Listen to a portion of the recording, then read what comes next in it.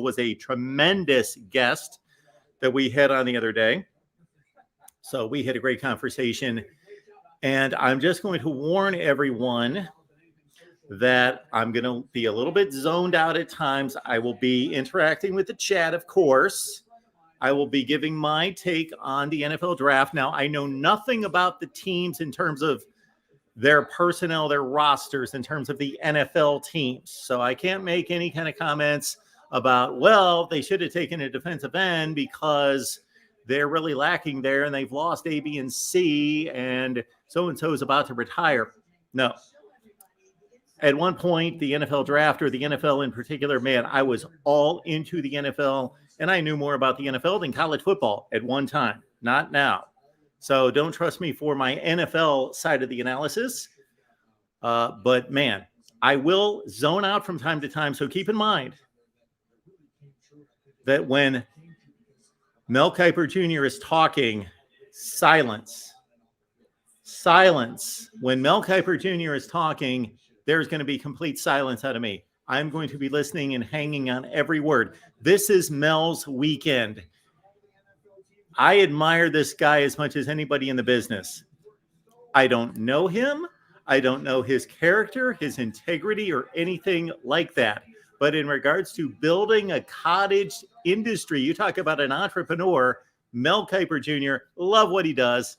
And so I will be hanging on every word from Mel. Other than that, we'll have a good time. And I will, of course, listen to all of you and dive in the chat. We just got to look at Aidan Hutchinson. Nice black. I would go with a shirt and tie. I would wear the tie. I would still be traditional with the tie, but I'm a 50-year-old plus dude, so you can't really go on my fashion sense. But yeah, the tie would still be in order for me. But if I wasn't going to go with the tie, I do like the all black look. Obviously, I like, you guys see me in all black almost all the time. I love the all black look out of Aidan Hutchinson. So he may drop down the draft board a couple spots. He may be a bust and not turn out to be the kind of player we expect him to be. But if anything, he looked good on draft night. Ferris, yes.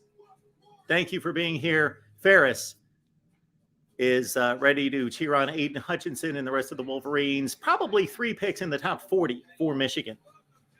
All right, to the top of the chat.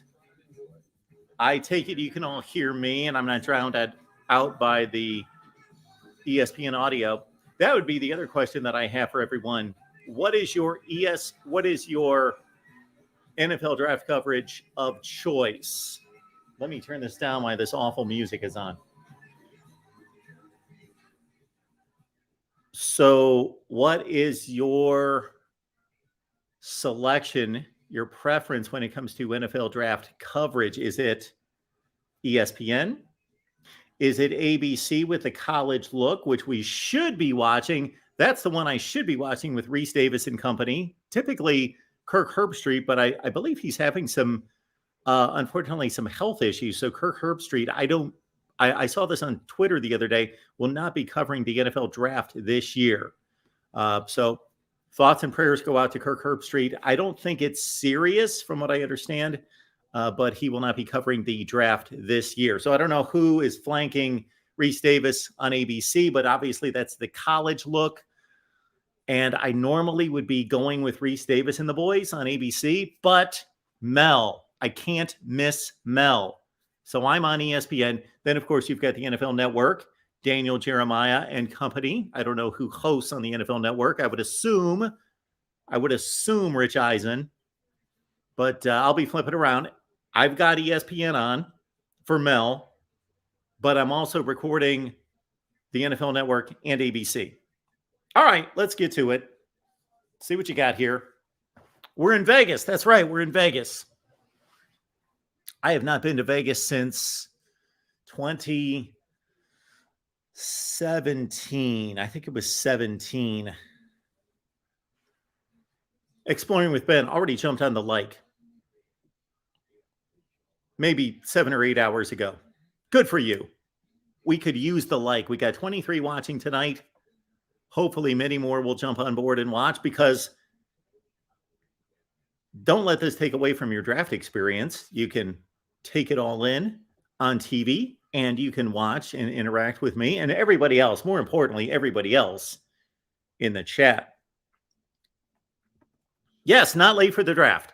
Not late for the draft. We got this thing fired up like 8 till record time for the draft. Plus, I knew that the draft would be late, that they would start the coverage on time, but that the actual start of the draft, the first election, would come much later. We were in full operation at the Voice of College Football for the 21 draft. Now, the 2020 draft, I was still at the Worldwide Leader. So I actually had to work Thursday, not Friday, Thursday night. I had to work. I was off Fridays and Saturdays. Those were my days off. Friday and Saturday were my days off until very late in my stay at the Worldwide Leader when they screwed me. But in terms of the days I had off without telling me. So Thursday night, for a long time with the NFL draft going Thursday, Friday, Saturday, I was golden because I worked days on Thursday, and then I was off on Friday and Saturday. So that was perfect. Now, you guys may remember that the draft has started on Thursday for what, about 10 years? Something in that range, maybe not even that long. It used to be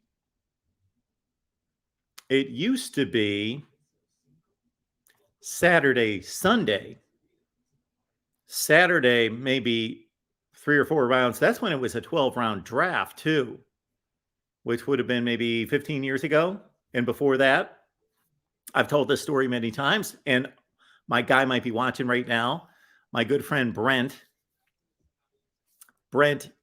Izzy, my good buddy, he's a pilot, has flown me in to his house to watch the NFL draft maybe 3 times.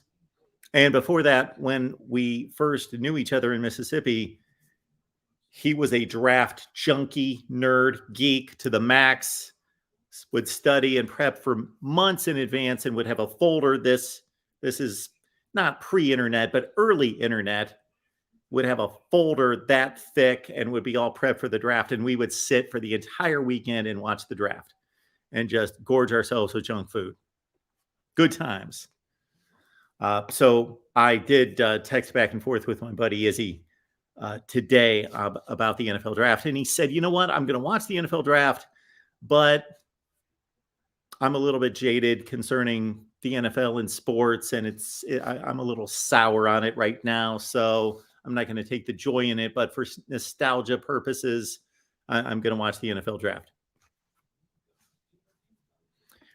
Yes, Hummus Hero. That is Woody and Urban Meyer.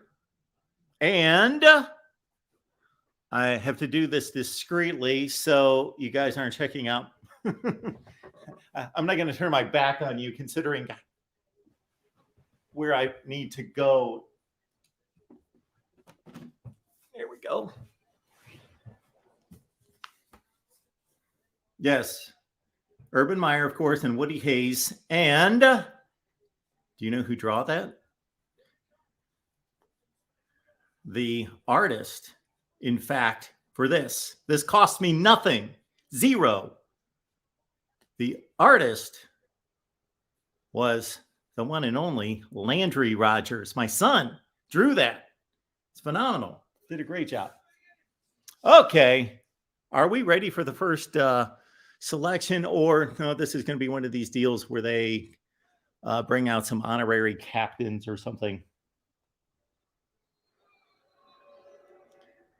And this is where I will never be able to catch up with the rest of the chat.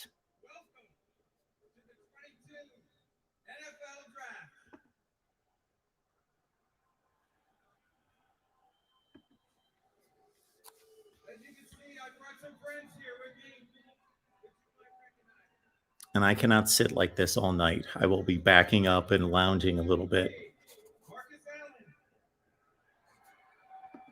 Marcus Allen. Oh, maybe the most beautiful runner of all time. Walter Payton, Marcus Allen, Tony Dorsett.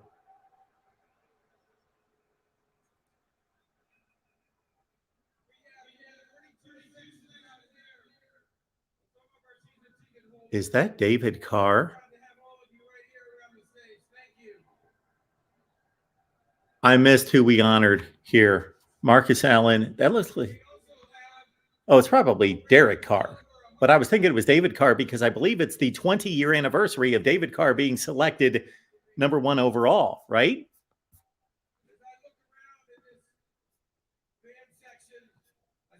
Thank you, Cheryl. Good to see you. Good to see you. Thank you. Thank you.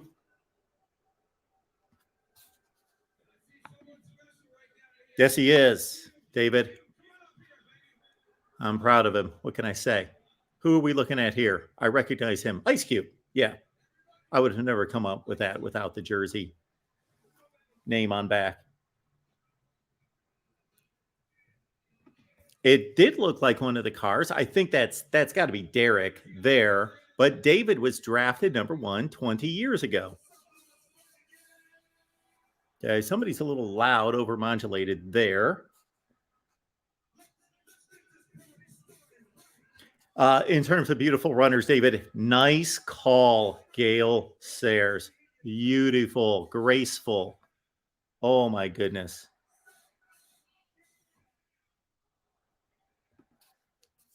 Yes, my son Landry, yes, a gifted artist, even though he just does that as a sideline. And there's no way that he would do this now because he's not much of a Buckeyes fan now, but purchased his first home. I'm very proud of him a few months ago. Anyway, back to the NFL draft. There he is, Derek Carr. That was pretty obvious. That's Derek Carr. They should have brought in David Carr. His brother was the number 1 selection in the draft 20 years ago, right?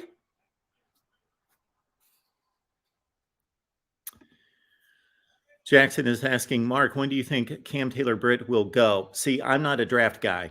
I do not follow the draft leading up to the draft. I love the draft. I love watching the draft. I can geek out and watch the draft the entire weekend and hope to.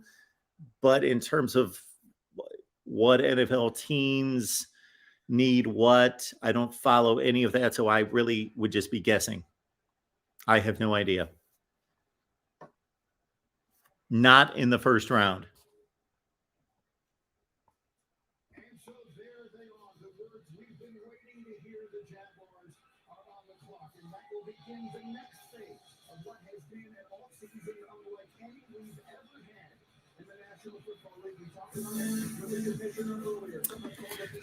George, here's the story for you about that drawing is that my son drew that. And he tried to, first of all, he went to an Ohio State game and he built a little stand and he sat down and he had a ton of copies made up. And again, it's tremendous. The live stream doesn't do it justice. And of course, I'm a proud dad, so I'm bragging and I'm biased. But it is really impressive. And he tried to sell it, and he got in trouble with Ohio State, and then he tried to go through the levels of the bureaucracy at the Ohio State University and tried to partner with them to get it sold. And of course, they shut him down and copyrights and all that crap. And they had to strong arm him. You know, he's like a 19-year-old kid, not even that old at the time.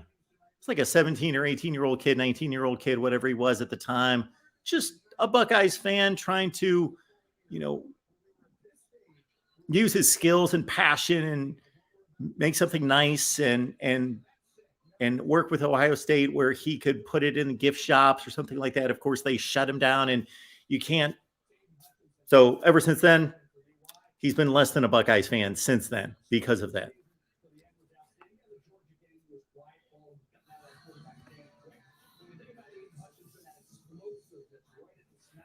I cannot draw a hummus hero. Here we go. Aidan Hutchinson. Safe pick, but I just don't see him being a star, a great player. I might be wrong. Let's see him against the Buckeyes here. What happened here? Now, Sometimes sacks are the product of where the quarterback slides in the pocket. That one against Ohio State was because CJ Stroud slipped his way and started to run Aidan Hutchinson's way, and he could just get off the block and make the sack. That wasn't a super move by him or show of strength. Now, here's another one against Ohio State. Okay, that was a good move to the inside. And I think that forced Ohio State to go for a field goal in that game. I believe this is Mel's number one guy right here.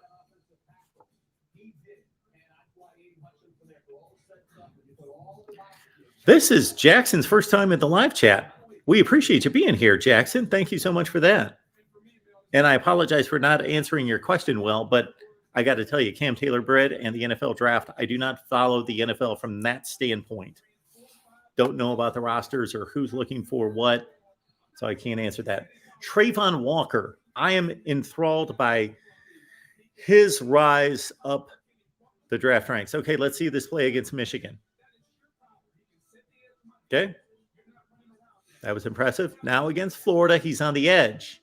He's on the edge, and he drops into coverage. He breaks up a pass, which causes an interception.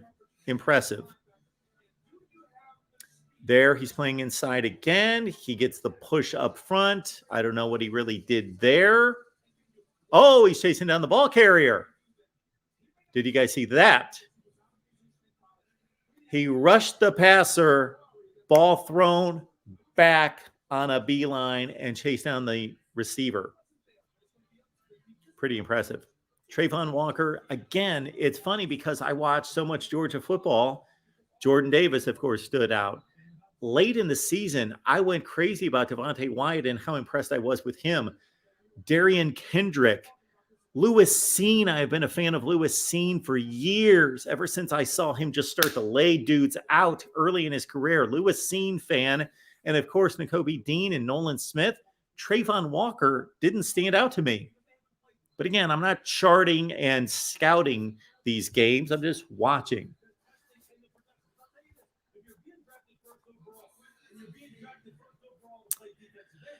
Tim is telling us that the NFL Network has Joel Klatt. Interesting.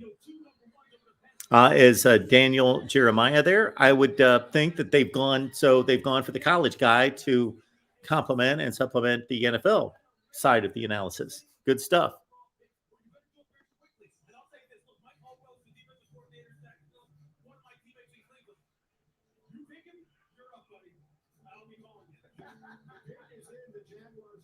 Oh, we finally got the pick in.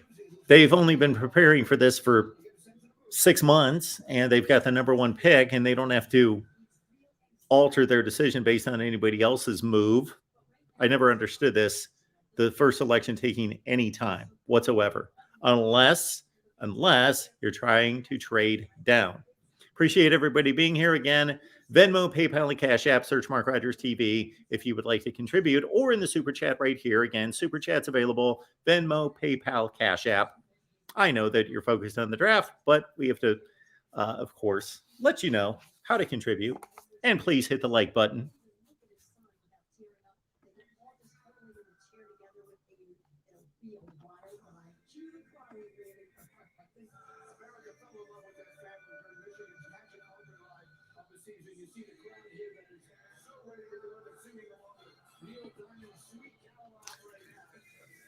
What do you guys think of Sweet Caroline by Neil Diamond?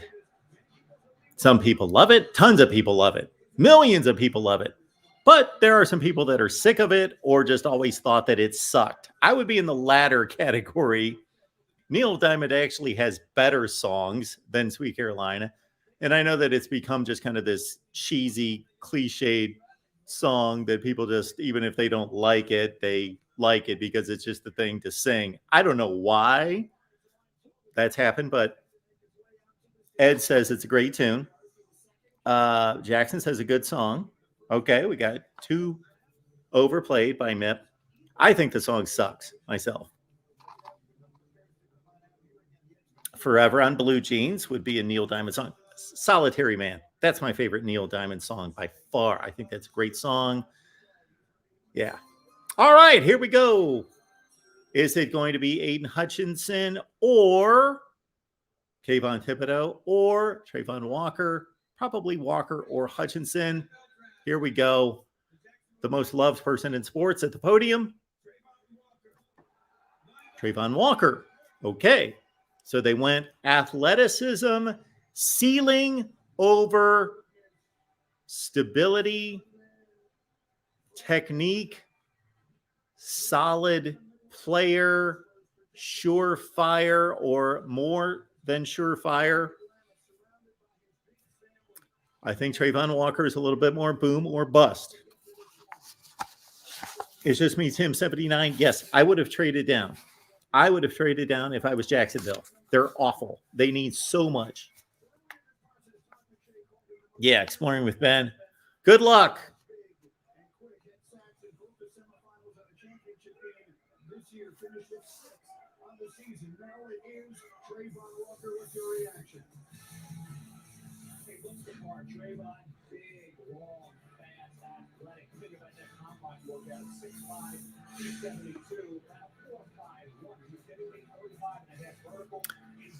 Here we go. Sack against Clemson. Here's a play against Florida. Dropped into coverage. Played the run. It was a good play, but he had plenty of help there. Comes inside, overpowers somebody playing for some awful school. That was like an FCS opponent. Okay. That is meaningless to me.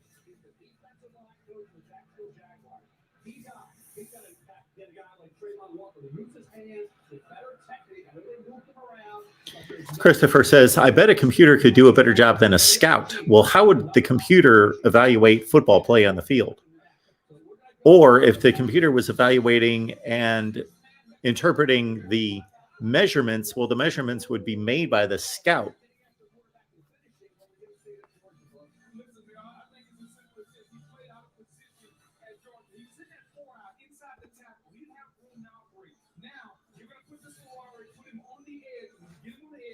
Jackson, appreciate you being here. You must have found us with the Nebraska channel. Do you join us every Tuesday night for the Nebraska show?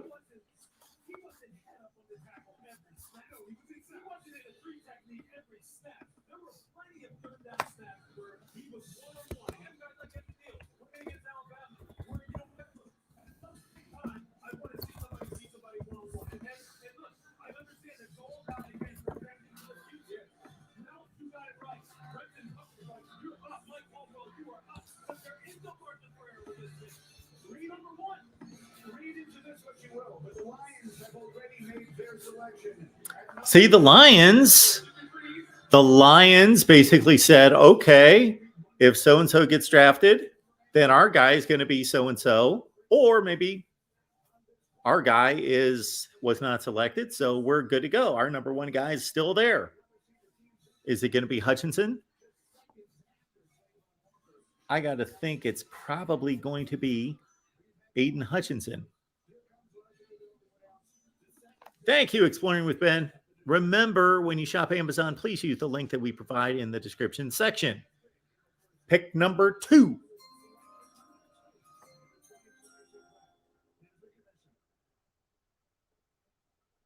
the second pick in the 2022 NFL Draft, the Detroit Lions select Aidan Hutchinson. There it is. So he's going to play at home. He's going to play at home for the Detroit Lions. Lions, Jags. Who would you rather be drafted by? The lesser of two evils. Lions, Jags.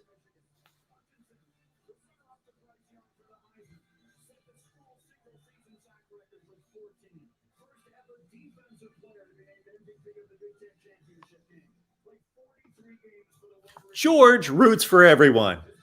He is appreciative of everyone. This is the college football purist fan in George who just basically says, I'm a Florida fan, but I can root for Aidan Hutchinson and say, hey, you had a great career at Michigan. Good for you. Congratulations. Like that, George. And by all accounts, I've never heard anything negative about the guy, and he definitely shows up and plays. He plays hard, and he has worked hard to hone his skills and technique. He is a technically sound player. I like Louis Riddick as well. Louis is excellent. But I got to hear from Mel. What's Mel got for us? Erica, thank you so much for the contribution. We appreciate that. Erica, a tremendous Iowa fan and supporter on our Hawkeyes channel. Go Lindy. Can't wait to see how he does. Hawkeyes. Hashtag Hawkeyes. Of course, we're talking about Tyler Linderbaum, the tremendous Iowa center, the best center in college football. I don't know where he's projected to go, how high. Yes, is it not apropos to real MVP, Georgia over Michigan, just like on the football field?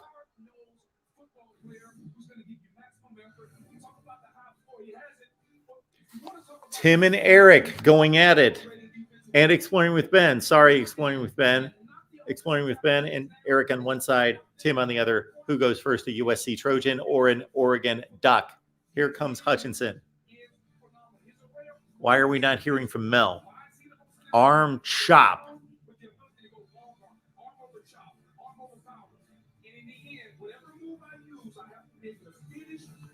Against Wisconsin. Graham Mertz. What's he do here? Woo! That was classic swim move.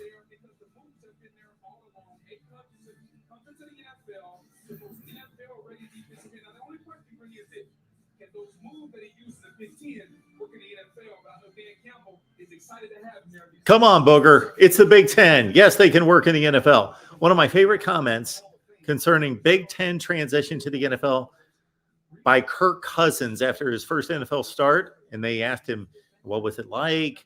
Did the speed surprise you and all those things? And he said, I started in the Big Ten.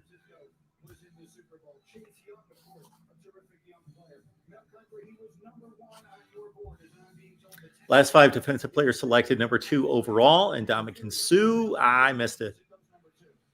I saw Von Miller on there.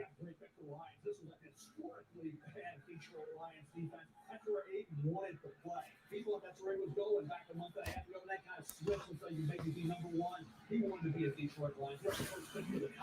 A baseball game. He's ecstatic, and the organization really did not expect this to happen. Their defense was 31st in points allowed this past year. They obviously needed help on that side of the ball. The team showed a lot of improvement as the year went on. We'll see where they're able to run. Now we turn our attention to Houston. Lewis, they could use probably a little bit of everything, and they have quite a few options in front of them. They sure could. Look, they had really some really good players in there, right? You can use pass rush, you can use corner, you can use wide receiver, and right now there's some real good players that can wind up being rookies, pro ballers, maybe even potential Hall of Famers still here as they're sitting at the third pick overall. They have quite a good deal of draft capital. They traded Deshaun Watson to the Browns for 3 first-rounders, so we'll hear from them again tonight. But they were ready to go quickly here. Again, Ekwonu was on the board. The outstanding offensive tackle. Pick number 3, Houston Texans. The pick is in. Kayvon Thibodeaux. The new head coach in Houston. Again, I'm told the commissioner is making his way out here shortly. And these picks are coming fast. So far, Trayvon Walker went number 1 to Jacksonville. Aidan Hutchinson going number 2 to Detroit. And almost immediately, the picks are coming quickly. Somebody keep our conference tote board. SEC 1, Big Ten 1. I'm guessing Kayvon Thibodeaux. Right?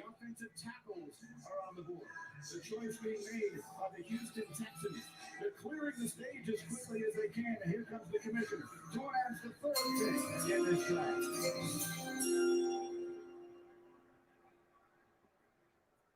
With the 3rd pick in the 2022 NFL Draft, the Houston Texans select Garrett Stingley Jr., defensive back. Derek Stingley had an amazing 2019 season en route to the national championship. Has underachieved to a certain extent since then. To a certain extent. freshman on LSU's national title team. He looked every bit the number 1 overall pick in the draft. He has not looked it since then. Derek Stingley at number 3 overall. Wow. Okay.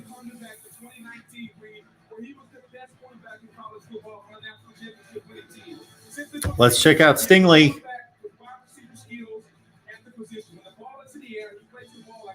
Okay, that ball was way underthrown. Here he is against Georgia in the SEC championship game. Good ball skills, turned around, caught the ball.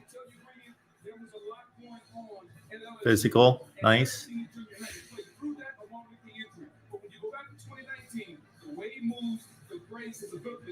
Against Kellen Mond here, breaks that up, read the hands, very nice.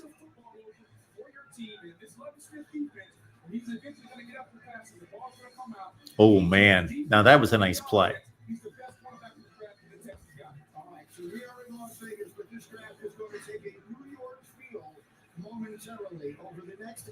All right, the Jets are on the clock with possibly a quarterback. No, too high for a quarterback. And they've got their quarterback in Zach Wilson. What am I thinking? Jermaine Johnson, Florida State. One of the offensive tackles.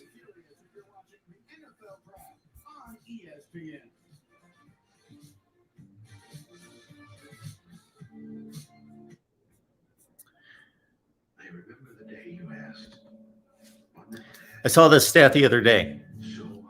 5 stars in high school football. There are typically 35 to 40 that come out each year into college football. 35 to 40 5-star players. About 40% of them are drafted. About 40% of 5 stars are drafted. 4 stars, you're talking about roughly the 35th best player or expected best player, 35th in the nation, to about 400, 420, 450. So the next 400 players are 4 stars each year. About 10 or 12% of them are drafted. Then when you go to 3 stars, you're talking about, I don't know what it is. It's at least 600, 700, 800 players, something like that, or 3 stars. And about 3% of them are drafted. And then 2 stars and no stars, it's minuscule. It's 0.0001%.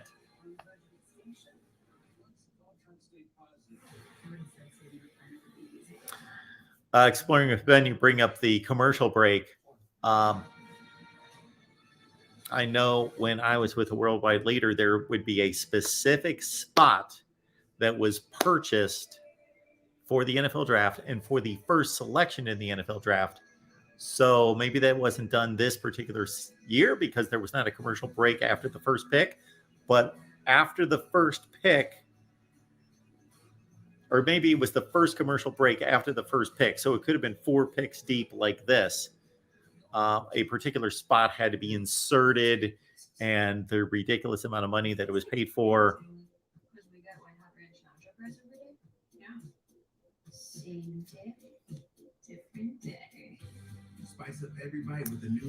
The real MVP, 66% of the picks have been from the SEC, but I'm sure the SEC bias is real.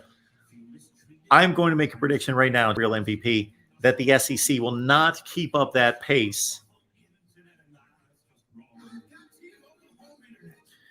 First wide receiver taken. Garrett Wilson. Is it going to be Garrett Wilson? First wide receiver taken. Introducing T-Mobile 5G Home Internet. Just $50 a month. It's that simple. I knew things were coming to an end. I was like, damn. As Reggie states here, you, meaning the Houston Texans, draft a guy, Derek Stingley, within the top 5 who has not shown anything since his freshman year, and he's coming off an injury. I don't know that he hasn't shown anything, but we totally get your point. He has not shown top 5 ability. It's a great point.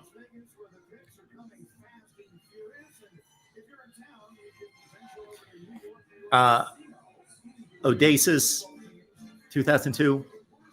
Worst records in the NFL in the last 5 seasons, both out of New York. That's kind of funny. 22-59 for both the Jets and Giants. They tie for the worst record in the NFL. Of course, the Giants have made up for that with recent Super Bowl victories, and the Jets, of course, nothing since 1969. But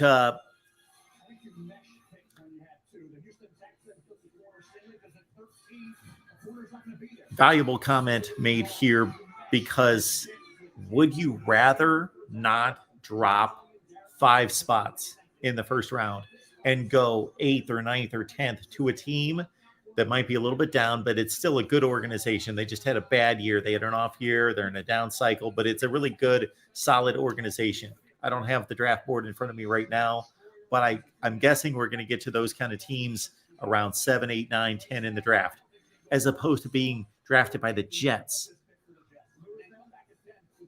The Jets, who have been no good since Mark Sanchez and that defense and Rex Ryan 2008, 2009. Jacksonville, who is a dumpster fire right now. They've been good recently, the last 4 or 5 years, went to the AFC Championship game. So, but under the current leadership, not good.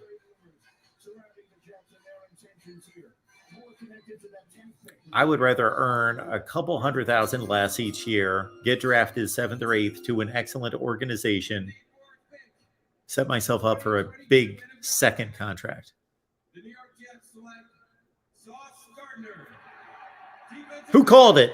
Tim, I believe, called it. Sauce Gardner, Cincinnati. Ahmad Gardner.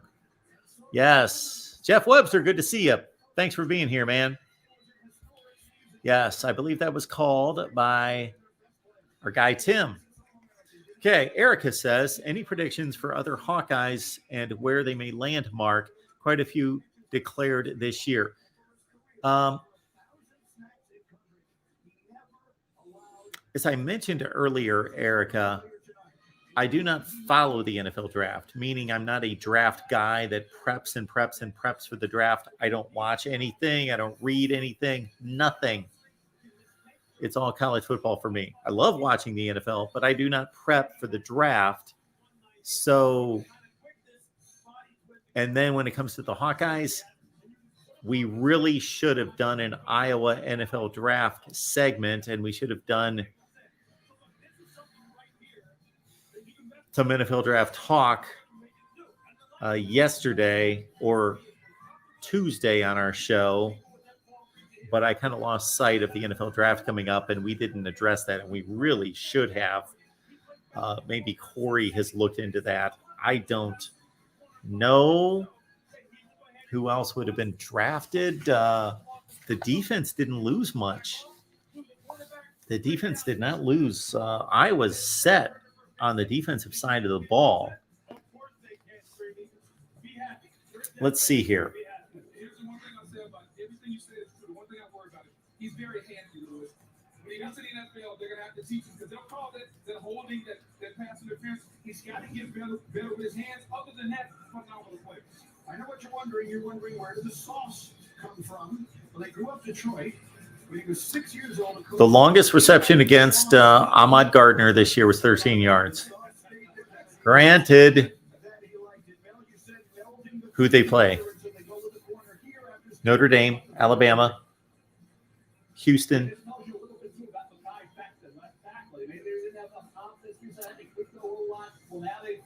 So, Erica, sorry not to answer your question, but I really don't. Again, I don't follow the NFL from that standpoint.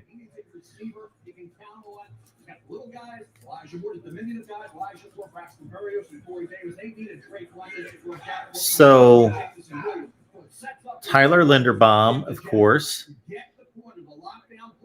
DJ Reed, Eccles, Michael Carter the second, right? Hall. They're okay. So this guy, let's see.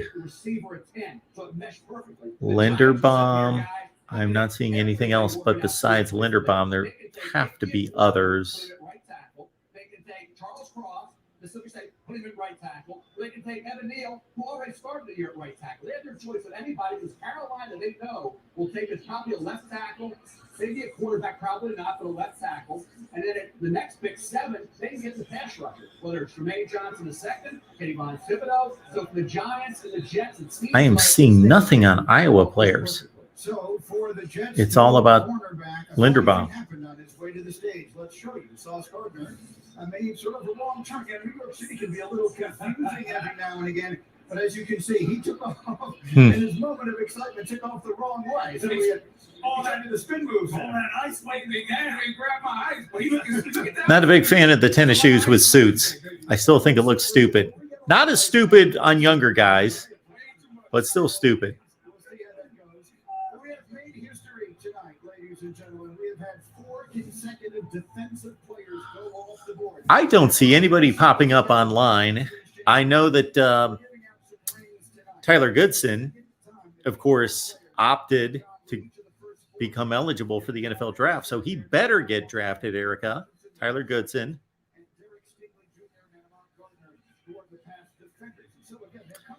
And who was your safety that declared as well?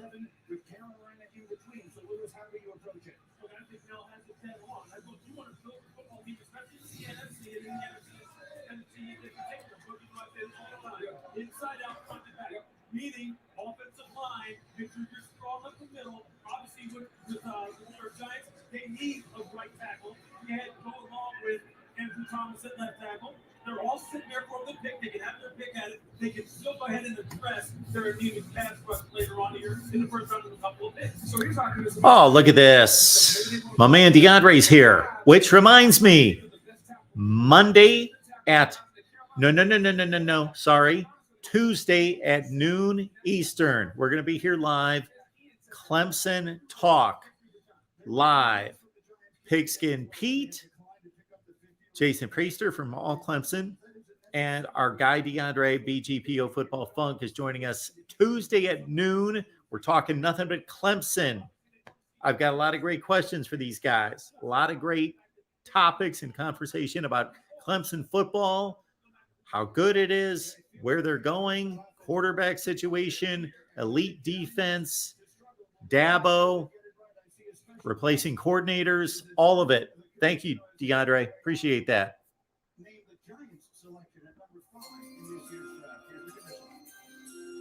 Can Clemson get some love for DBU? No. All right. The Giants. I'm joined by Sam Prince, a lifelong Giants fan. So the Jets took Sauce Gardner. And now we've got the Giants at 5. They will probably go with Evan Neal, correct?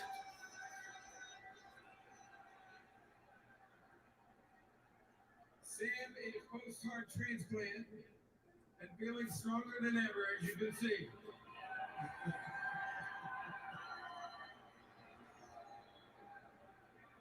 Tonight, I think it's Evan Neal, Tim. to announce the Giants' first pick comes true. We hope this wish will be a turning point for Sam as he looks forward to being a sports broadcaster in the future. Okay, Sam, it's time to get your wish true, baby. Thank you, Mr. Goodell.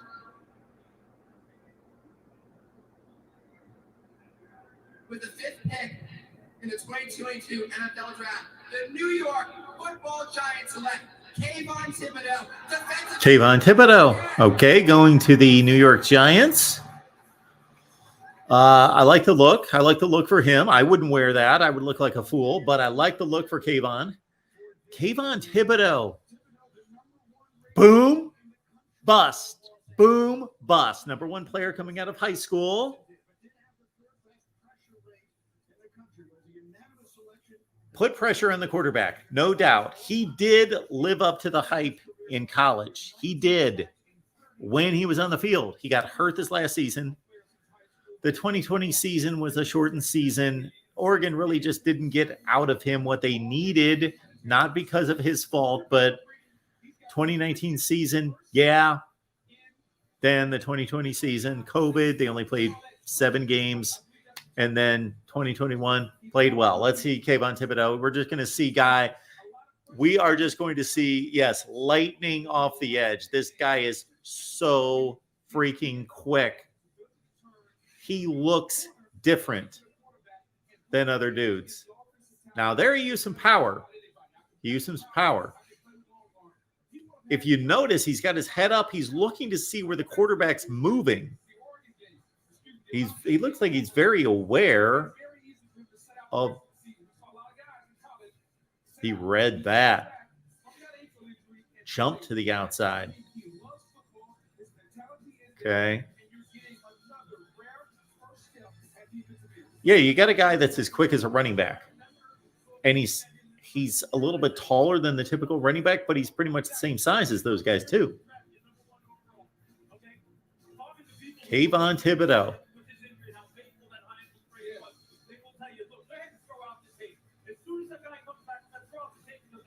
Kayvon Thibodeaux went to Oregon, like the Nike connection.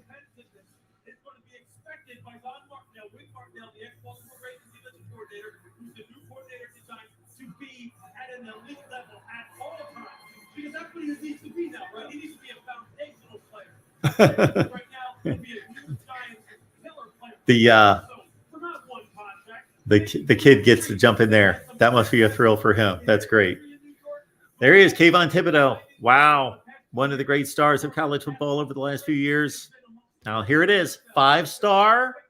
Does what he needs to do in college. Top 5 pick in the NFL draft. There it is. What is the recruiting ranking? This sounds like a good video. What is the recruiting ranking throughout the NFL draft? That sounds like a good video. We go through the entire NFL draft and see how the recruiting rankings fall in line with the picks.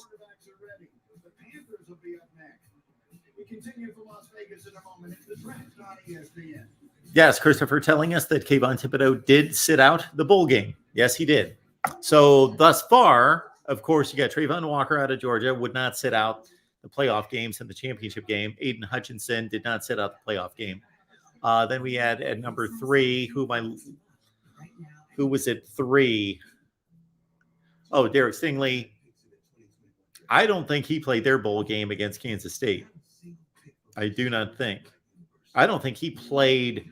Derek Stingley didn't play much football this entire year. Let's see here. He didn't play, I don't think, the last 3 or 4 games at least.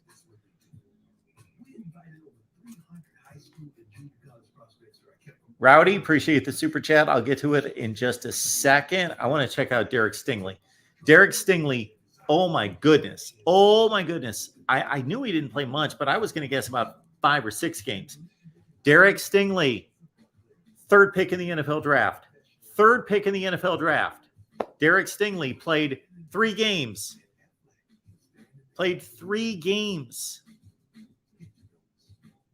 8 tackles. 3.5 tackles for loss. No sacks, no picks. 3 games. Okay. Derek Stingley in 2020. Okay, LSU, it was the COVID year. LSU still played 10 games in 2020. Derek Stingley only played 7. 27 tackles, 2.5 tackles for loss. No sacks, no picks. Now, of course, we know what the deal is with top cornerbacks. You gain a reputation. You show something on film. You pick off some passes, and they're going to stay away from you. When you're Derek Stingley, other teams are going to stay away from you. So we understand that the pick numbers aren't necessarily important. But because his 2019 year, 38 tackles, a tackle for loss, 6 picks. But let that sink in. Derek Stingley played 3 games. This might be unprecedented. I wish I had a database. There are certain videos that I would like to produce that I would need some kind of database because it would take a million years. Maybe it wouldn't take that long. Go through the top 3 picks in the NFL draft year by year by year by year and try to find the last guy who's been drafted this high who played only 25 games in his career and only played 3 games the season he was drafted, only played 7 games the year before.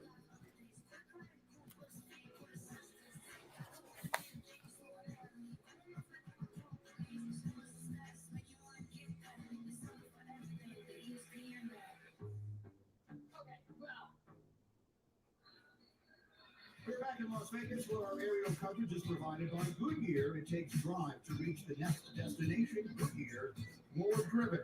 So the Panthers are on the clock, and the quarterbacks are still on the board, and they're likely to be there for a while. This, according to our draft predictor, which we use mock drafts and scout tape grades and team needs. We estimate the chances that a player will be available at number 11 is a 98% chance that when Washington picks, one of these quarterbacks is available. Now, how is this determined? According to ESPN's NFL Draft Predictor, this is more of a mystery than the FPI, the real MVP, if you're listening to me. According to ESPN's NFL Draft Predictor, they're okay. All right. I that doesn't even involve metrics. Unlike the FPI, how do they come to that determination? They talk to a bunch of NFL GMs. It's okay. That is a bit ridiculous. What they just threw it up. The NFL Draft Predictor. Should do a video on that, but nobody would watch it because you guys don't care about the draft, or not enough people that are on my channel. All right. Rowdy, every lap. Thank you so much for the super chat. Appreciate that, Rowdy. Bengals Nation would like to offer you a seat on the Bengals bandwagon for 2022. Okay.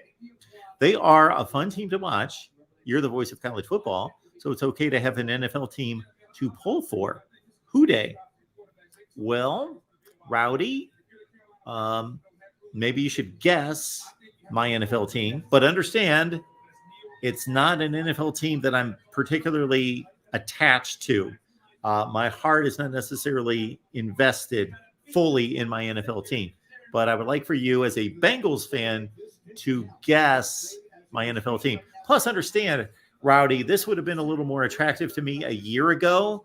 But since the Bengals went to the Super Bowl and they're kind of a chic team with Joe Burrow, Super Bowl appearance, I don't want to be a bandwagon guy. But I appreciate the contribution and the offer. I'll contemplate it. Carolina. Oh, okay. The tackle out of North Carolina State. Ekwonu. Dominant offensive tackle. The first one off the board. Typically, we don't have to wait this long for an offensive tackle to come off the board. Recruiting rankings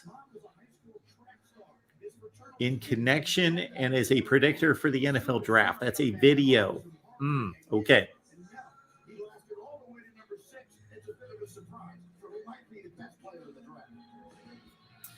Jeff, I agree on your assessment of the quarterbacks.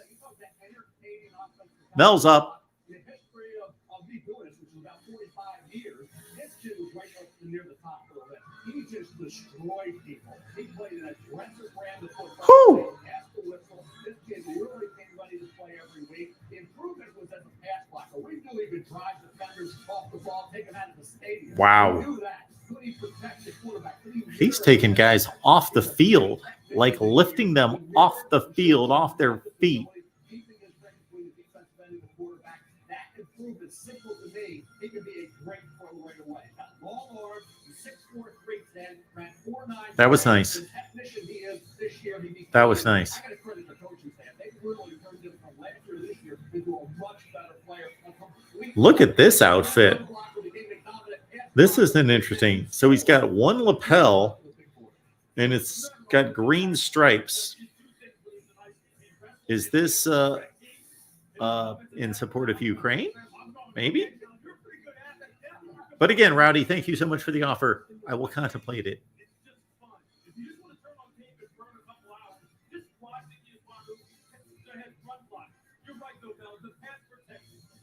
Mel says that he's one of the best offensive tackles that he's ever graded.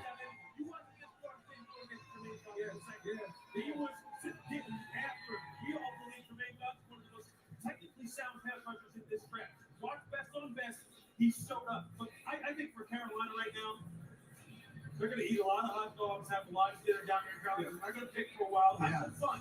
You got yourself a beast in this young man. And I'm going to applaud Scott Fitterer in that rule because it would have been easy to reach for a quarterback that when your former son, Sam Donald, he struggled down there a little bit.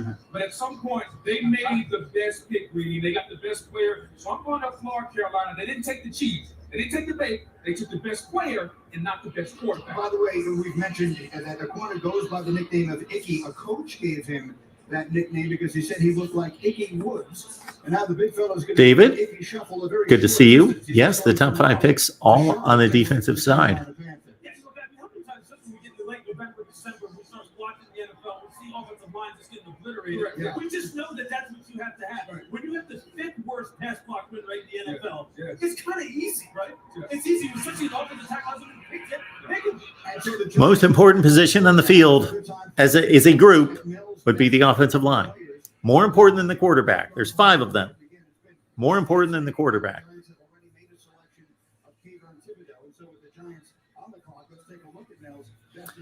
Best available: Kyle Hamilton, Notre Dame; Evan Neal, who I thought was going to be the first tackle taken; Garrett Wilson, there's Drake London; and Jermaine Johnson, who maybe the Jets take at 10.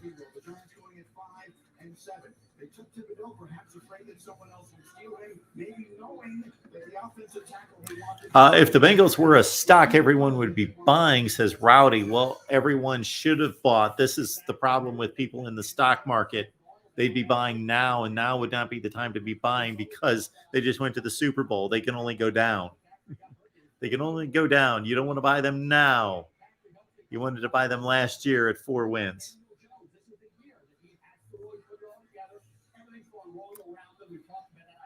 Tim says, voice of college football, one word for you, Mark: measurables. Dude ran a 4.37, 6'1", physical, good ball skills, prototypical NFL cornerback. You're talking about Derek Stingley. I get it. I know. Is he going to show up and play? Yeah, I know. Measurables. Is measurables going forward? Forget all that. That doesn't matter anymore. The measurables are going to be games played first and foremost. Games played. That's going to be the measurable going forward. Games played. Trey Lance did not play many games, and he still has yet to play many games in the NFL. I guarantee he played more than 10 games his last 2 years. Evan Neal off the board to the Giants. That was predicted by most.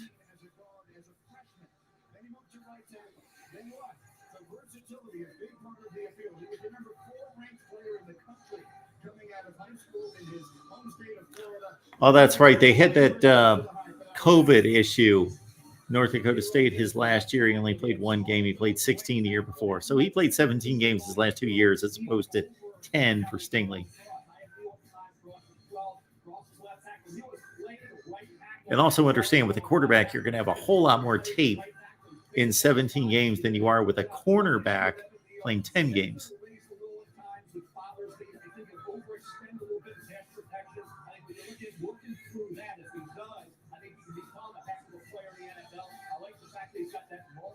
Oh, man.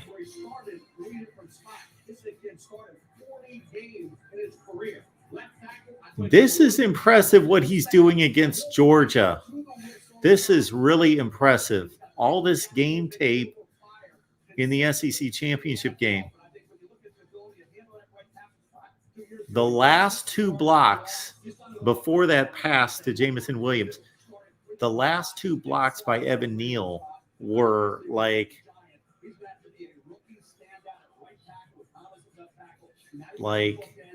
upper tier, next level kind of stuff. Did you see him engage and dominate the one dude and out of the ear hole of his helmet see somebody else coming around the end? We're talking about Georgia defenders, and catch him. Did you guys see that? Wow. That was impressive. And the play before that, he just completely stayed in front of, who was that? He completely shielded off. Who was that? That was He's a shutdown right tackle now. He looked comfortable over there. Footwork looked comfortable. At at 6'7", his pad level looked better over there. His pass protection looked better. He kept his shoulder back. Must have been. He punched on time. I mean, he looked like a guy who really was ideally suited for that side of the football. No. To me, look, the Giants historically have built their football teams up. Look that way, right? They were winning championships. They dominated on the offensive line. Oh, shoot. That's not what I want. This guy is perfect. That was. And they got after you as far as rushing the passer in the days of Strahan and Ocean. What's wrong with That's what they need. my Google search? This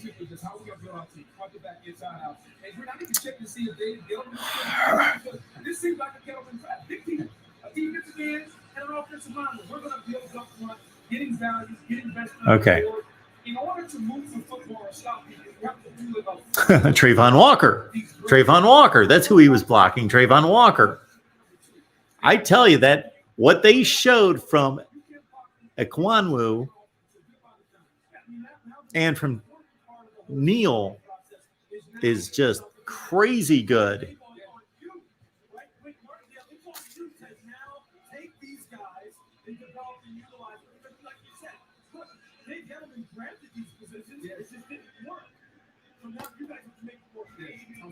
There was a moment in time in January where we thought that Kayvon Thibodeaux and Devin Lloyd might be the first two picks in this draft, and the Giants get them at 5 and 7. I think a good start. There you go, Jeff. Absolutely. Evan Neal is phenomenal. Tukey G! That was me saying Tukey G with an exclamation mark. Falcons Colts trade. Oh, yeah, the Matt Ryan trade. Okay.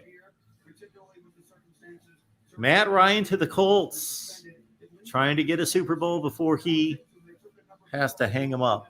Here's the tote board from Tim. Thank you, Tim. SEC 3, Pac-12 1, Big 10, the ACC, and the American Conference with 1. It's awfully early.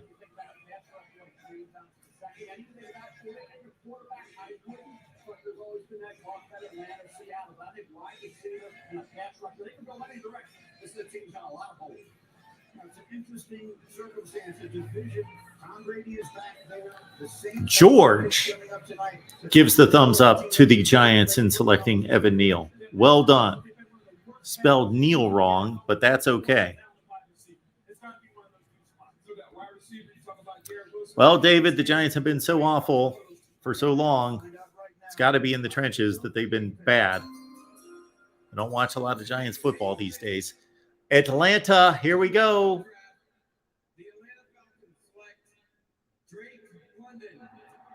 Drake London selected in front of Garrett Wilson. A lot of people asked me about a lot of people that I talk to that are big college football fans, maybe more so to certain teams, obviously. And I'm not going to name these people because I don't want to embarrass them, but I'm talking about college football fans that call into the show, also college football fans that comment, and also contributors that come on. We're not aware of Drake London. I educated a lot of people this year on Drake London. Cut 88 passes in 8 games.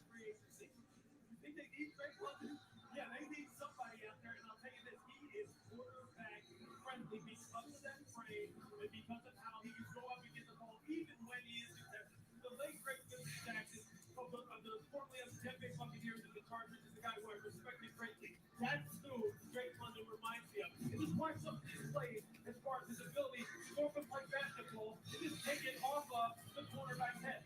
Just watch Vincent Jackson back in his day. He was one of the very best at doing it. It looks exactly the same. The back shoulder fade, just throw it up high, back shoulder. I'm going over top of the guy and I'll take it. Then down in the red zone, the catch rating is down here. We said that this is the red zone league. A third down. League. It doesn't matter what you do, so this is perfect coverage right here. I'll just one-handed pull it in with one hand. That was crazy. Oh, Vincent Jackson is the NFL comparison. I like this that they're doing right here. One-handed back shoulder, but we have the best back shoulder in all of them. They find these snaps. I don't know where they find it. I don't know what kind of life they have. I don't know how they do watch tape. But I mean, that's just ridiculous. What a great pick for Atlanta. Here's my one concern, Mel Kiper. When you're making contested ESPN can cover an NFL draft. I will give it to them. Drake London at 8 in front of Garrett Wilson. Okay, I have no issue with that. Although Alzura says it's a terrible pick. So we're expecting this to be a terrible pick because Drake London's no good, or they should have selected somebody else, or both. Falcons refused to draft better, should have picked Olave, an offensive lineman, or JJ for defense. Okay.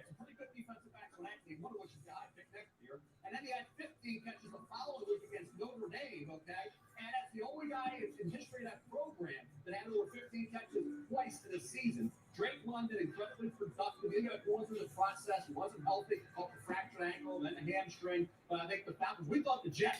Christopher, Mike London coached Virginia. Now Garrett Wilson's there. Drake London goes to Atlanta. Team hit with confidence. Ian. So Ian from Akron. I'm guessing you're an Ohio State fan. I'm guessing you're an Ohio State fan. So understand,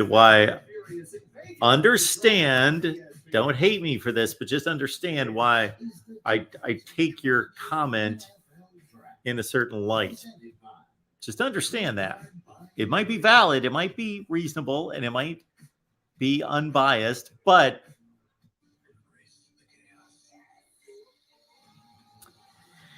Rowdy says the Colts have zero shot of Super Bowl with Matt Ryan at quarterback, who is at best the 8th best quarterback in the AFC.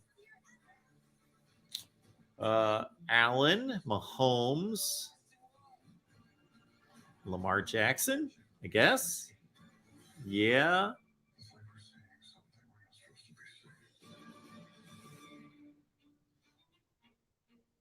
Burrow.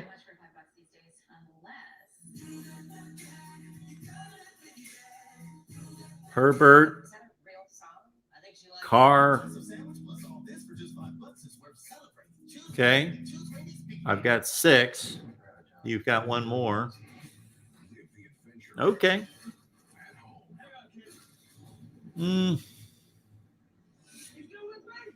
Obviously, the Falcons aren't anything close to what they were 5 years ago when they went to the Super Bowl, or was that the 2017 season, 2018 season? 2017 season. So it's been 4 years. They've fallen apart since then. But Matt Ryan needs an offensive line more so than most quarterbacks, and he did not get one in Atlanta, and that's where they let the team deteriorate. Offensive line and the running game tied to the offensive line. You need offensive linemen.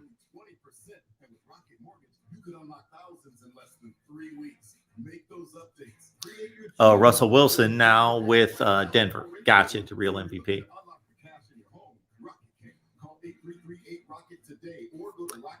Is Russell Wilson pushing 30? Well, considering that he played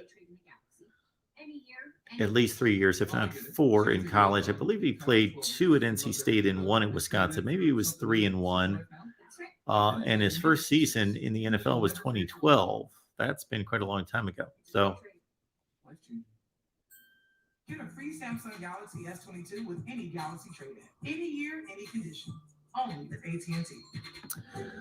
David says Wilson is more explosive, and I like his run after the catchability.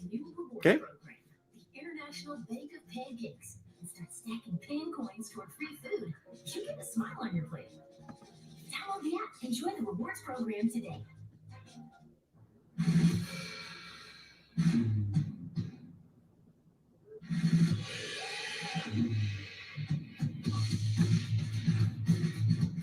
Yes, exploring with Ben. Marcus Mariota as the starting quarterback with the Falcons.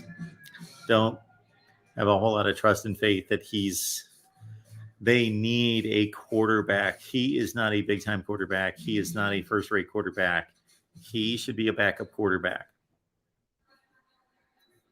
Welcome back to the first round of the National Football League draft.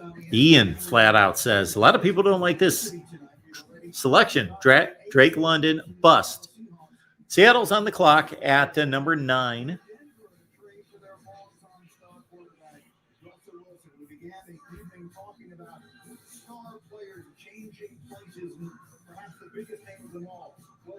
Wilson, which many people perceive this Lewis to be a sign that the Seahawks are going into a full rebuild. But their coach Pete Carroll has suggested he doesn't see it that way at all, and so some work to do tonight beginning at number 9. Yeah, look, Pete is never going to say we'll rebuild, right? But I think what Pete is most to want to do is really build this team in the manner in which gave them the most success early back in the 2010, 11, 12, which was we had a dominant running game, we had the base of the offensive line was great, and I want to be able to physically impose my will on defense and pass rush. Those are two things I mean, that's common among all teams, but that truly is the way of building a team. And that's why if their offensive line takes total sense, especially for the guy that's well structured. And since we do 21 different offensive line combinations, Dwayne Brown still big. Got to scream offensive tackle. Certainly feels like a possibility, but quite a few good defensive players remaining on the board. The receivers still sitting there, not convinced that's the position of need for Seattle. We'll find out. It's the beginning of the new era for the Seahawks, and he was their first selection of this year's draft. Here we go. Seattle. In the 2020 NFL Draft, the Seattle Seahawks select Charles Cross, tackle, Mississippi State. Okay. They went defense. And so the three big tackles. Oh, they went with the offensive tackle. Sorry. My bad. Charles Cross. Don't know a whole lot about him. I've seen him on the draft boards. I'm not going to say I can evaluate his play at Mississippi State. How many times did I see Mississippi State play last year? A little bit here and there. 3 or 4 games. But, yeah, Charles Cross was not on my radar. Was that a good pick? You guys tell me.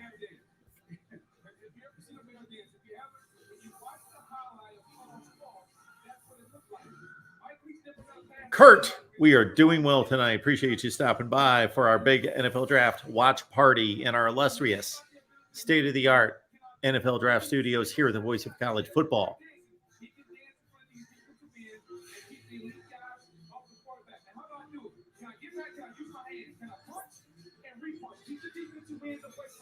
That's the offensive line. It's the long arm. It's the length. It's the hands. You give your quarterback time. Simply put, pretty. He can run block, but he's built to pass block. They'll teach him how to get cold and drop guys in the run game. But in a passing league, he is the best pass blocker in the draft. Now the Seahawks allowed the highest pressure percentage in the NFL last season, so this clearly was an area of need. This was the last of the 3 big tackles, if you will. Comfiest studio ever. Probably, yes. I'll take that. Someday, Tukey G, we will have both state-of-the-art and comfort at the same time, and we will have some like crazy. We will have a studio set up, our home studio set up for our watch parties, much like, remember Cliff Kingsbury at last year's draft? Or was that 2 years ago? Cliff Kingsbury? Remember that look? Oh, man. Beautiful out there in Arizona. He had the pool. He had the terrace, the whole deal. Do you remember that? Someday. Yes. Let's see how the Jets will screw this up. So Charles Cross, I'm guessing not a whole lot of people have an opinion on that. Going to Seattle. Unless you're a big draft person. But in terms of watching him in college, how many of us, we would have to admit, the voice of college football, am I breaking down and watching Charles Cross? No. The first time since 2013 that 3 offensive tackles go in the top 10. And so now we circle back to the Jets. We mentioned the Jets and Giants would control this portion of the draft. The Jets went at number 4. They took Sauce Gardner, the cornerback out of Cincinnati. They have a variety of needs. This is a pick that they received from Seattle. A lot of trade movement here. This is a pick that Jets Seahawks trade. The Jets received the 10th overall selection, which is coming up. They traded for offensive tackle Elijah Vera-Tucker, Bradley McDougall, and Jamal Adams went to Seattle. Okay, remember that deal? Yes. Okay, so now we have the Jets at 10. So the Jets, Sauce Gardner at 3 or at 4, Sauce Gardner, and now what do they do here? Is this Jermaine Johnson or is this a wide receiver? This has to be Garrett Wilson or Jermaine Johnson, correct?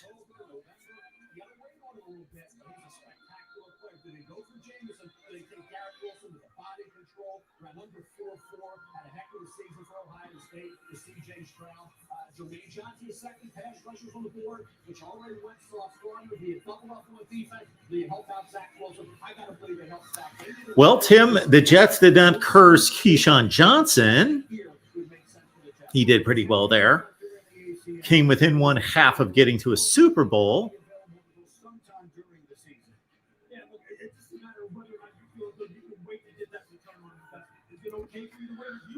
String Jeans here.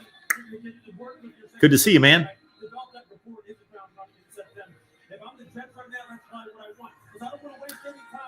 Lewis is looking tonight. Looking good. I like that. I like the jacket. I had one a little bit darker than that, more of just a sheer red, like the ticker right now. When I was in high school, I had that. High school and college, I had that color of a jacket. It was sweet. All right, here are the Jets. In the 2022 NFL Draft, the New York Jets select Garrett Wilson. There it is. Wide receiver. Garrett Wilson, the Buckeyes wide receiver, comes off the board. Okay, Garrett Wilson goes to the Jets.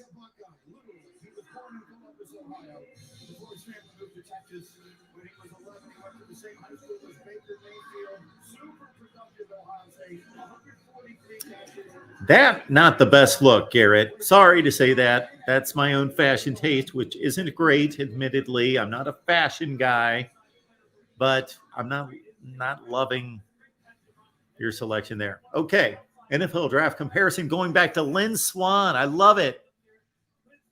Love it. That looks like Lynn Swann. That catch against Clemson. That does look like Lynn Swann, yes. In the 76 Super Bowl. That's what they're showing. The 76 Super Bowl, the shot down the sideline. Mark Washington in coverage. Cliff Harris. Did we have a Cliff Harris sighting as well? There's Garrett Wilson against Purdue. Woo! It's a crazy catch. It's a great catch.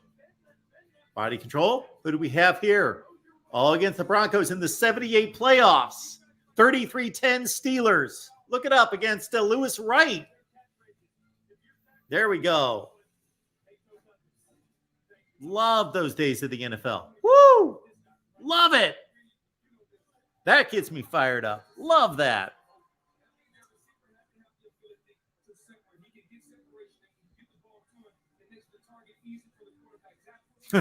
Horrible AD. Yes. Okay, Jeff, yes. Do you understand? I believe you do, that I don't need to tell you. If you take what they need to do with NFL statistics and comparing eras, is they need to do the same thing that Major League Baseball does with ERA.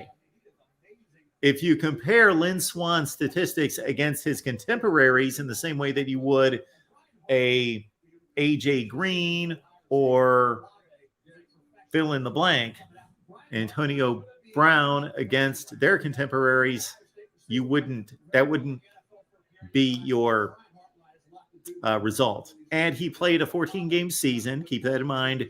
Most of his career.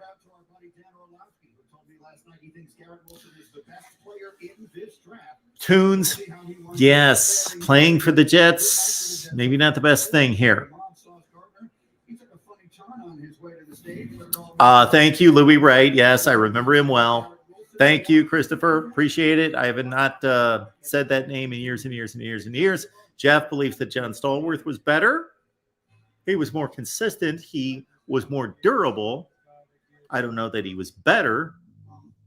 And Stallworth later went into the Hall of Fame as well, correct? And believe me, I'm not a Lynn Swann guy because I was a Cowboys fan. So Lynn Swann was not good to my Cowboys, but he was phenomenal. They just, again, you would have to take a Lynn Swann season of Here's the typical Lynn Swann season. 40 catches, 700 yards, 6 touchdowns. There's a Lynn Swann season. But you would have to take that against the league average of wide receiver catches, and then put that into perspective against a guy catching 100 balls now. The new tote board, courtesy Tim. Thank you so much for the Super Chat contribution, Tim. Appreciate that. Top 10 picks. SEC 4, Pac-12 2, the Big Ten with 2, and then the American courtesy Cincinnati, and the ACC with 1 as well. So we've got the SEC with 4. That would be LSU, Alabama, Georgia, Mississippi State. Pac-12 would be Oregon, USC. The Big Ten 2 would be Michigan, Ohio State. The American would be Cincinnati, and the ACC would be NC State. When they come to celebrate, I feel like it's a celebration for me too, because I get to enjoy it and I be a part of their day. If Philly Garcia didn't have a fighting spirit to drive his ambition, we had what I thought was a really great conversation on Hall of Fame credentials with my guy Desmond on the Michigan live stream on Wednesday. Check that out. We really got into it. Didn't intend on it, but we started talking NFL draft, and we got into the Trayvon Walker upside ceiling versus the Aidan Hutchinson dependability factor for the number 1 selection versus Kayvon Thibodeaux. And we started talking about ceilings and started talking about NFL draft, and then talking about potential Hall of Fame status. Then we started talking about Hall of Fame credentials. I served up what to me is in certain ways the most interesting Hall of Fame resume ever. David, are you listening? David Greenshield, are you listening to this? In many ways, this is the most interesting Hall of Fame resume, because I cannot think of another player who checks these same boxes as Joe Thomas.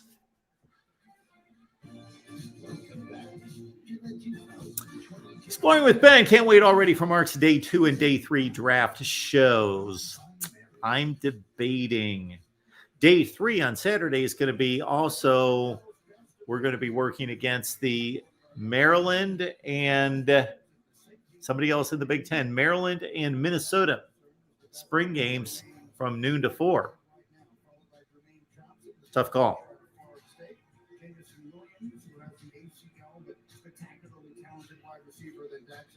And then Chris Olave.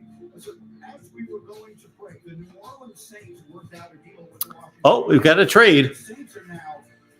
So the Saints have moved up to 11.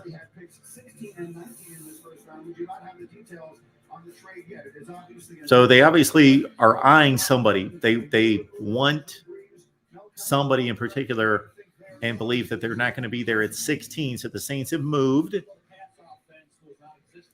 It's still hard for me to think of the New Orleans Saints and prepare to watch a Saints game. Like if I'm flipping around on a Sunday afternoon and see the Saints and not see Drew Brees.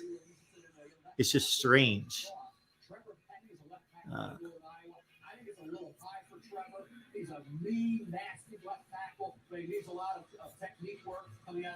Rowdy, thank you so much for that. Ken Riley, number 13, Cincinnati Bengals, deserves to be in the Hall of Fame.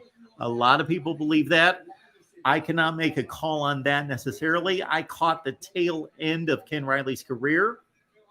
But, yeah, Ken Riley was one of the very best. And he had to face the aforementioned John Stallworth and Lynn Swann on a regular basis in that division, of course. Ken Burrows with the Oilers and Billy White Shoes Johnson with the Oilers. So good call, Rowdy. I appreciate you guys bringing up these old-time NFL players. I love that conversation. And if I could clone myself, I would do an NFL channel. If I could clone myself twice, I would do an NFL history channel.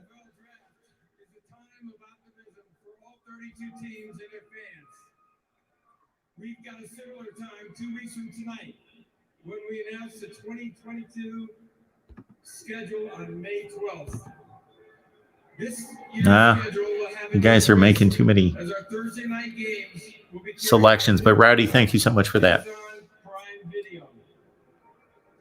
Joining me are Chargers and Chiefs season ticket members Jane Debo and Moose Felt. Tim is asking us, what team has the longest streak of having a player drafted in the first 3 rounds, and how long is that streak? Well, we know because you're a USC fan that you're asking because it's USC. That would be my guess, that it's USC, and it's 19 years. He's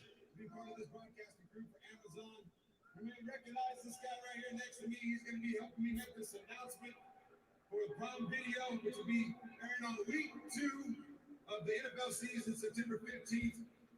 Yes, Rowdy, 65 picks, tied for 5th all time. Well, it took forever for the all-time interception leader. Does anybody remember who the all-time interception leader is in the NFL? First name starts with a P, last name starts with a K. All-time leader, interceptions, anybody? If he's in the Hall of Fame, he just made it into the Hall of Fame. No, not the leader in interceptions thrown. Thank you, Rowdy. Guys are guessing quarterbacks. We're talking about cornerbacks. Paul Krause, Minnesota Vikings, of course, from 1964 to 79, I believe were his years, 64 to 79.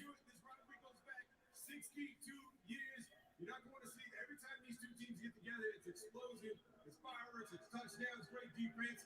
So we will see you there September 15th.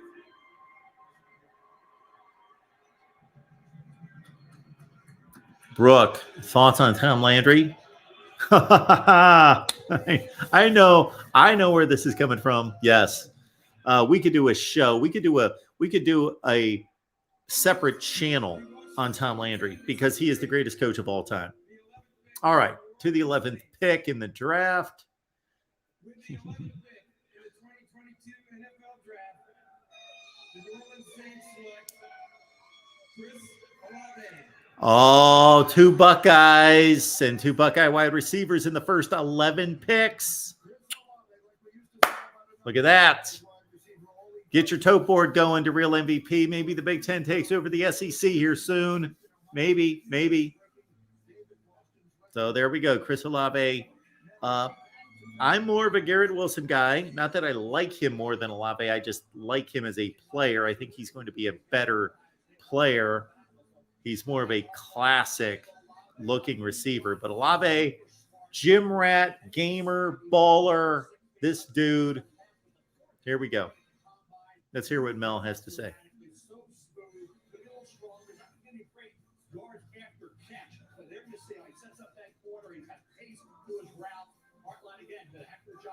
This guy's a veteran. He's got professional demeanor. What I love about Olave, he takes responsibility. He's a we and us guy. Just like Jameson Williams. He's like Garrett Wilson. That was a great move against Clemson. We're on the same page. It resulted in an interception in the end zone by Nolan Turner, safety at Clemson, ended it for Ohio State. He took responsibility. He didn't put it on the quarterback. He took the responsibility. Chris Olave is a great kid. He's a guy ready to go where Jameson Williams coming off the ACL. Don't know when he'll be ready. There were teammates at one point, and they came off the board. Garrett Wilson and Olave back-to-back. Look at that. Wilson and Olave back-to-back. That is always kind of interesting when you see that. Where you see like maybe 2 rival players or 2 players on the same team at the same position. There's a trivia question. Same team, same position, back to back. When does that ever happen? When does that ever happen?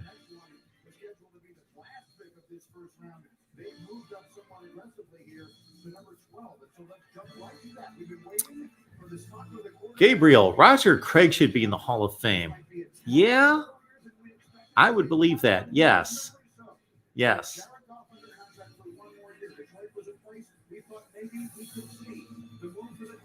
Tim, I was right there, right? I said USC, and I said 19 years. I'll give myself a pat on the back for that one. BGPO Football Funk. Landry is not better than Chuck Noll. Absolutely, he is. Tom Landry could coach circles around Chuck Noll.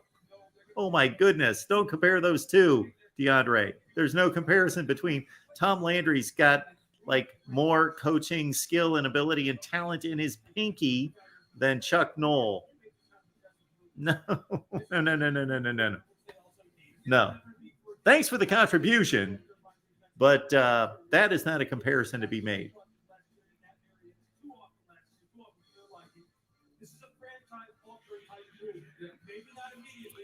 Are you a Clemson fan, Rowdy? Who do you root for? Justin Fields and Nolan Turner. Yes, just a bad miscommunication. Would have loved to have seen what would have happened because the Buckeyes were down to what, the 22-yard line in that game. But you got to be on the same page. And when you're going to freelance, that's what's going to happen. Yes, Christopher. Pittsburgh beat Dallas. The best coach doesn't always win all the games. If that were the case, then Kirby Smart was the best coach in college football last year. Nick Saban was the year before. Ed Orgeron, was he the best coach in college football in 2019? Yeah. The Eagles, I think Jameson Williams has got to be in play for the Eagles to move up to that spot. Devonte Smith had a really good rookie year. This is the year from Treylon Burks. On the Eagles, yes, Tom Landry was a mastermind. Yes, probably offensive linemen or bookend offensive tackles or DNs, maybe. Yeah, maybe two guys in the secondary, which wouldn't be the same position, but at least in the secondary, possibly. I'm not getting enough Mel here. I'm sorry. I keep talking. The Lions are up at 12. Oh, we've got a Lions-Vikings trade. So somebody was calling for the Vikings and taking a quarterback, but they have traded down. Lions get the 12th pick.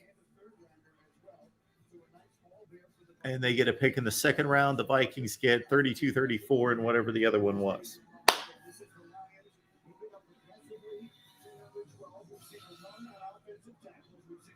Appreciate everybody being here, checking out some NFL watch party, NFL draft from Vegas. Kind of like to be there, play some roulette afterwards. If my guy's still with me here, my boy Keith, is he still around? Play some roulette. Well,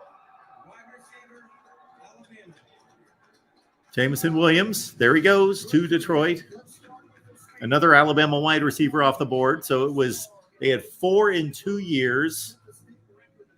And now you got 5 and 3 drafts. Wow. Crazy. Oh, we've got more NFL Hall of Fame snubs coming in from Rowdy every lap. LC Greenwood, Big 68. I still remember the Sports Illustrated cover with LC Greenwood wrapping up Dan Pastorini in the AFC Championship game. There deserves to be in the Hall of Fame too. Number 68. Football is so difficult to judge Hall of Fame players, especially in non-ball carrying skill position players. Tough. Ping Dang is here.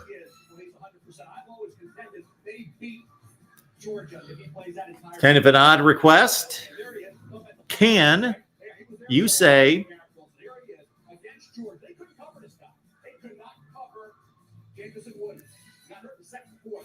slap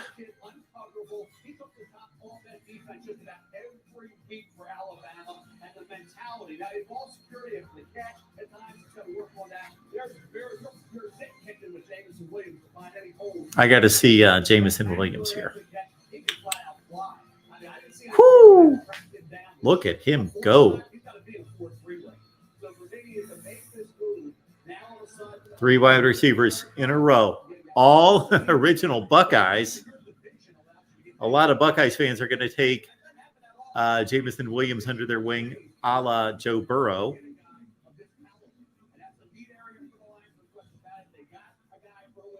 And then we've got, Peng Dang and Tickle.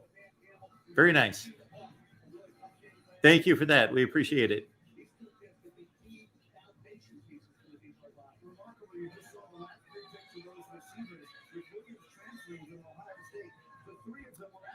Peng, I got to be careful on those because I have no idea on some of these things. So, gotcha. Appreciate you being here. Thank you so much for that. Peng, I believe, is an Iowa fan, I believe. And keep in mind, we want everyone to write in. Please do, because I'm trying to get it as accurate a count as possible on who's watching. So, of course, hit the like button. And also, who's your team? Who is your team? Contact me at MarkRogersTV at Gmail. Let me know who you root for. I want to know who you root for. The current tote board on your favorite teams is, stand by, our current tote board. Let's create IT systems that roll up their own sleeves. IBM, let's create.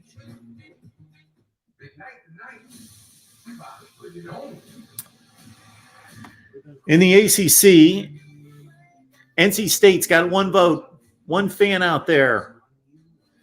Miami 7, Florida State 4, Virginia 2, Georgia Tech 1. In the Big Ten, Nebraska's got 9, Rutgers 1, Ohio State 42, Michigan 40, Penn State 2, Michigan State 8, Minnesota 1, Iowa 1. Dang right in. Let's get you on the board. Wisconsin 2. In the SEC, we got LSU 5, Arkansas 2, Tennessee 1, Alabama 5, Kentucky 3, Georgia 3, Florida 2, Texas A&M 2. In the Pac-12, we've got USC with 8, Oregon 3, Colorado 1, Arizona State 1. Big 12, we've got Oklahoma with 5, West Virginia 3, Texas Tech 1, Texas 1, and then Notre Dame's got 5. So please write in and let me know who you root for.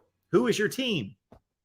And then also, I'm just curious to find out how long you've been watching, if you would like to include that as well. And if you want to tell me a story about how you became a fan of your team or whatever. A lot of people have been filling me in on how they started watching or who their favorite team is and why, and different stories about games they've been to and all of that. So again, hit me up at MarkRogersTV at Gmail. Who is your team? I will not abuse you will have my email account.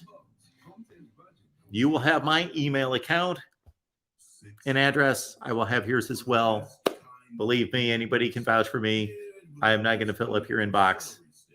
You will probably never hear from me again. Now, if I send out a newsletter like we did at one point, we used to have a newsletter that would go out every Monday. Would love to get back to that. Then I would hit you up with the newsletter. And then if you told me I don't want to see your newsletter, then I would stop. But other than that, Kenneth's here. Haven't seen you for a while. Kenneth Sawyer.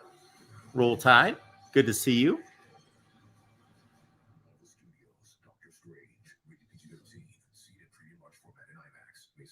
Yes, Jeff, I noted that. Exploring with Ben again.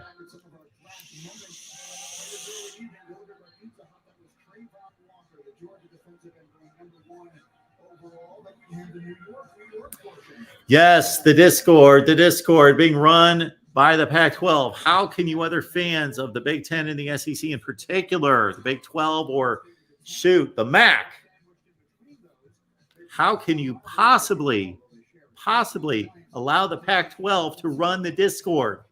It's being overrun by Oregon and USC, the Pac-12. So join us on Patreon. I get you a link. Sign up on Patreon. You get a bunch of stuff on Patreon, especially during the season with my picks. Now, come on, you want to make some money? My picks. I'll say that about last year. I'm not going to predict this year. I always reserve bragging about or touting my picks as being money makers, but it turns out. But who knows? There might be that year that it doesn't turn out. But for 40 years, join us on Discord. Yes, join us on Discord. It's this all the time. And to be completely transparent, no, it's not this all the time right now, but it will be if we get enough people on Discord. We've got about 50 or 55 that have the link and can be on Discord right now. But let's get it up to, I'm not understanding this comment. That was not the final score of the Ohio State-Michigan game in 2007. If you're thinking 2006, Christopher, you're very close. 42-39.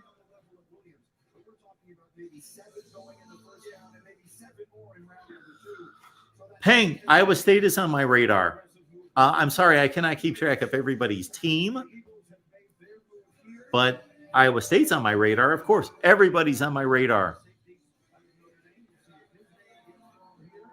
Yes, Clemson fan DeAndre. I don't think you've written in. You have not. You're not counted, and you won't be counted. Let me see. Did DeAndre write in with his team? I don't think so. No, we've got no Clemson fans. None. Zero. No Clemson representation. We've not heard from DeAndre or any Clemson fans. Zero. None. Zero. Zero from Clemson. Yes. I always love this when I make this announcement, then people start telling me their teams. No. Please write me. I'm not going through the chat 3 hours from now trying to find people's teams.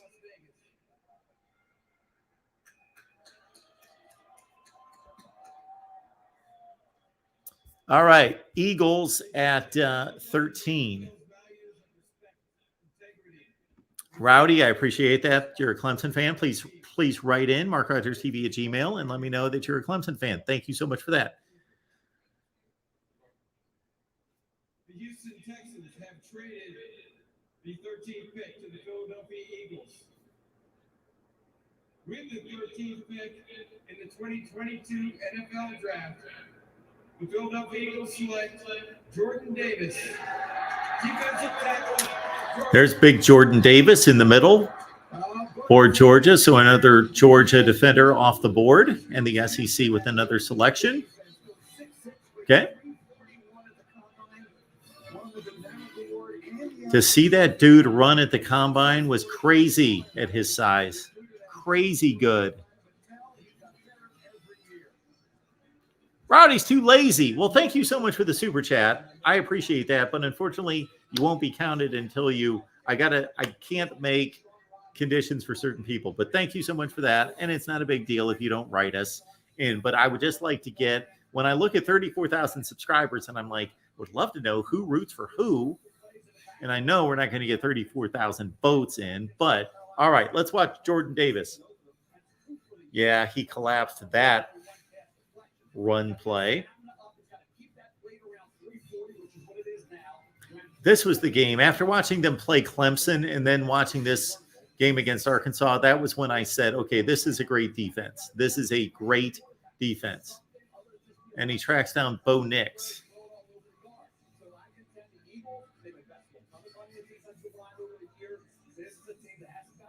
And he runs down this quarterback from what, UAB?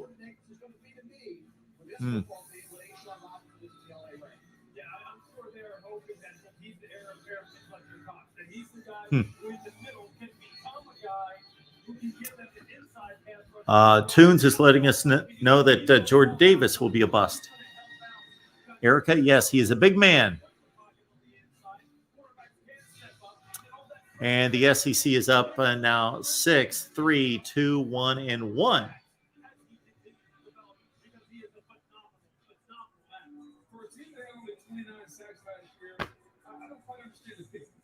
I have these conversations all the time. Is the SEC the best conference? Now, if the the SEC had the best recruiting rankings and they had the most NFL draft picks, but they didn't win the games on the field in college, I would say, you know what? It looks like the SEC is the best talent, but they don't win the games on the field. But they do win the games on the field. So it's all of it. They've got all of it covered.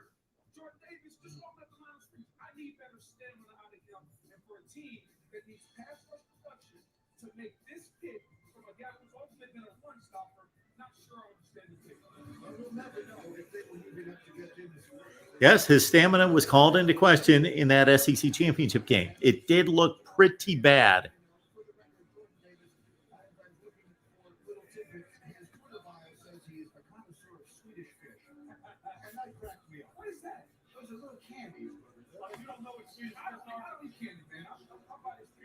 That's right. You were invited to see 340.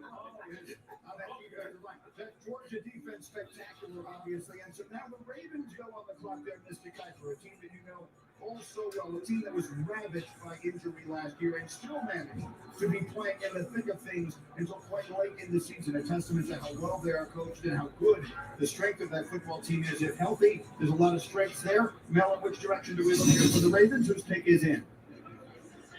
Yeah, they go to say Oweh opposite him. Oweh had 5 sacks. He showed good pass rush ability. Jermaine Johnson, the second, would look good opposite Oweh. Baxter Hill would look good in that defensive secondary, as would Kyle Hamilton. But Jermaine Johnson, the second, there's a pass rusher still on the board at this point, which is a little surprising. Joe Burrow is from Iowa.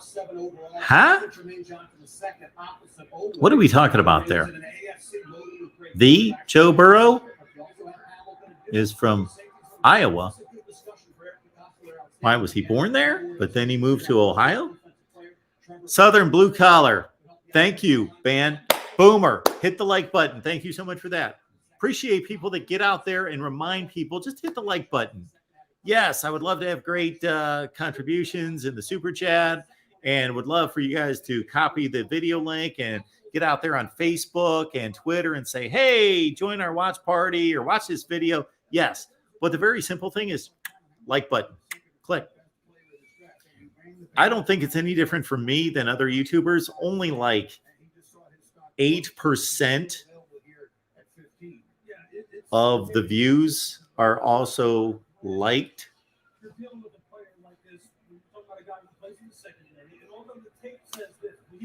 That's it. So if I get 1,000 views on a video, I'll get about 80 likes. 80 out of 1,000. Yes, Cheryl. Joe Burrow's from Southern Ohio, around Athens, correct? Okay. Moved to Athens in high school.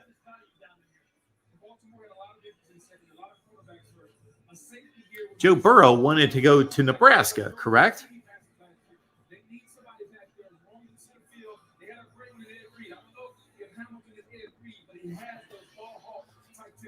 It certainly also feels like they've been trying for years to find that number 1 receiver. They drafted Rashad Bateman a year ago, Hollywood Brown several years ago. Still have not really put that number 1 man out there for Lamar Jackson to try and target. So we'll see if that's the direction they go. There are several wide receivers we still expect to hear their names called in round 1. Let's find out. You're the 14th pick in the 2022 NFL Draft. The Baltimore Ravens select Kyle Hamilton. Baltimore goes with the Notre Dame safety, Kyle Hamilton. Impressive player. Missed quite a bit of time last year as he was injured. And the Notre Dame defense obviously took a hit. There we go with more tennis shoes with the sports jacket and so forth. Again, for these young dudes, doesn't look awful. I'm not a huge fan, but yeah, Kyle Hamilton can play. Boy, he can play. Peng Dang says Joe Burrow was born and lived in Ames until high school. Very nice. I knew he wanted to play at Nebraska, but I didn't realize that. Let's watch Kyle Hamilton here first. Seen this play a million times. This was a great play, sideline to sideline. Then against Clemson the year before. Shoots through. Bam. Travis Etienne down. Always like to see who they're playing. Louisville.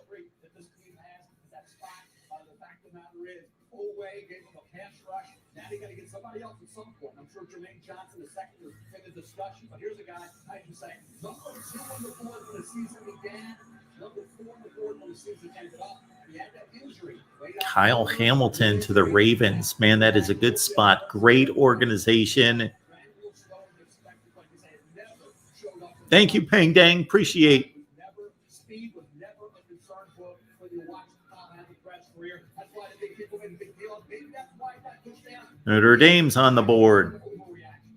Yeah, I think a lot of people think about Kyle Hamilton. They think about the play they did against Florida State, where he came from the middle of the field all the way to the sideline. It was an amazing play, and also we see the same thing there. Joe Burrow was born in Ames, Iowa in 1996. That makes me feel old. His father was on the staff with the Cyclones.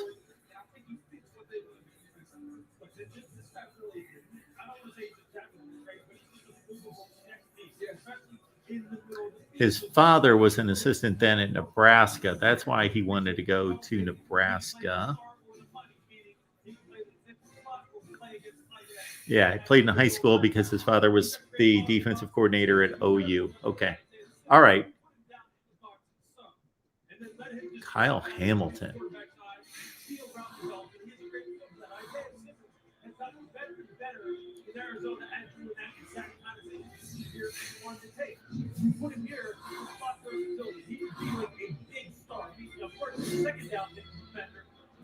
He matched up against bigger wide receivers in the short game. Obviously, the quicker, faster wide receivers, he's going to have a problem with.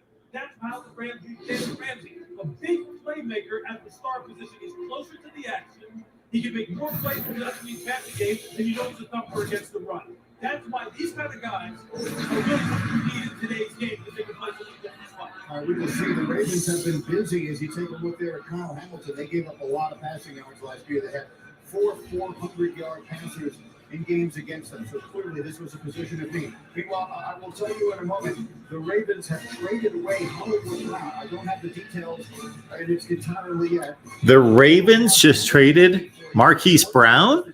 Really? Huh. Early in our evening selected Derek Stingley Jr. out of LSU with the 3rd pick in this draft. Now they have their opportunity here at 15 for the 2nd pick of this first round. And here's the commissioner.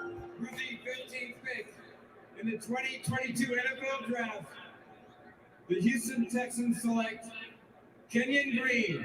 Houston, Kenyon Green, the Texas A&M guard. Another one for the SEC. Texas A&M is now on the board. Kenyon Green was a player who had an exceptional year 2 years ago as a guard, got moved to tackle, was the only holdover from the Texas A&M offensive line in 2020, and was the one guy that held that offensive line unit together last year.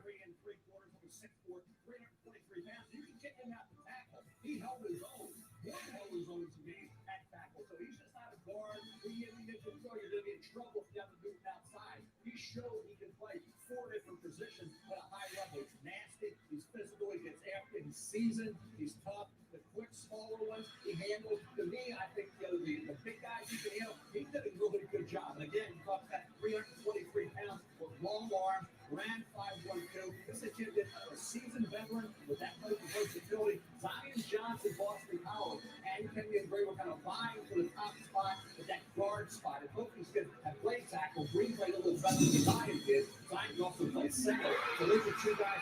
Kenyon Green down there in Houston, Texas. A lot of NFL players coming from Houston, Texas. That's crazy, the amount of talent. Seems like every time I'm talking recruiting with an SEC team, especially with Texas or Texas A&M, let's say, involved, and other teams in the Big 12 or that side of the SEC, like LSU involved, Ole Miss involved, Houston, oh my word. Houston and Atlanta, when it comes to metro large cities with NFL players, whoo, wow. Uncle Rico's here. Uncle Rico, appreciate you being here. Thank you so much for the super chat contribution. Thank you so much for that. Big night for Brian Hartline. I'm sure recruits are watching. Exactly. This is where you just basically say, okay, yes, you come to this particular university. We're talking Ohio State right now. We're going to play in big games. We're going to win big games. We're going to do all this stuff, compete for championships. But in terms of the next level, this is what we prepare you for. And I can talk all the talk, but there's the evidence. There is the evidence. Olave, Wilson, and then, of course, a lot of great receivers before that, McLaurin and Campbell and others, and even Jamison Williams going to Alabama after playing all that time at Ohio State. Right now, Ohio State and Alabama are producing the best NFL wide receivers right now. Now, LSU had the big year in 2019, of course, and Clemson has had a big decade with DeAndre Hopkins, Sammy Watkins, Martavis Bryant, Artavis Scott, and Mike Williams. And we should see Justin Ross coming off the board tonight, or maybe tomorrow, probably tonight. Justin Ross. So really for the past decade, I would go Clemson still, but in the last 3 or 4 years, 5 years, man, Alabama, Ohio State. Those have been the wide receiver schools. Purdue had a really good wide receiver crew last year.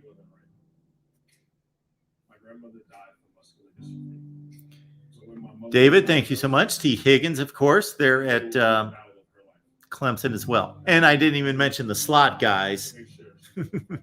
Hunter Renfrow, who was turned into a ridiculously great wide receiver. I shouldn't say he's turned into one. He was one. But now to show that in the NFL. And Adam Humphries, let's not forget, as a Clemson slot receiver. Great, great career there.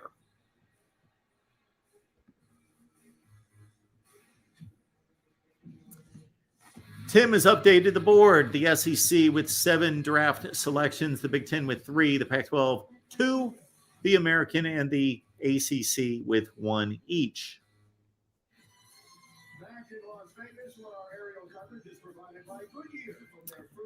As Easy Money is reminding us, last season Bama dominated with 6 first-rounders under Saban. Bama leads in players drafted, first-round picks, and starters in the NFL, all 3 categories.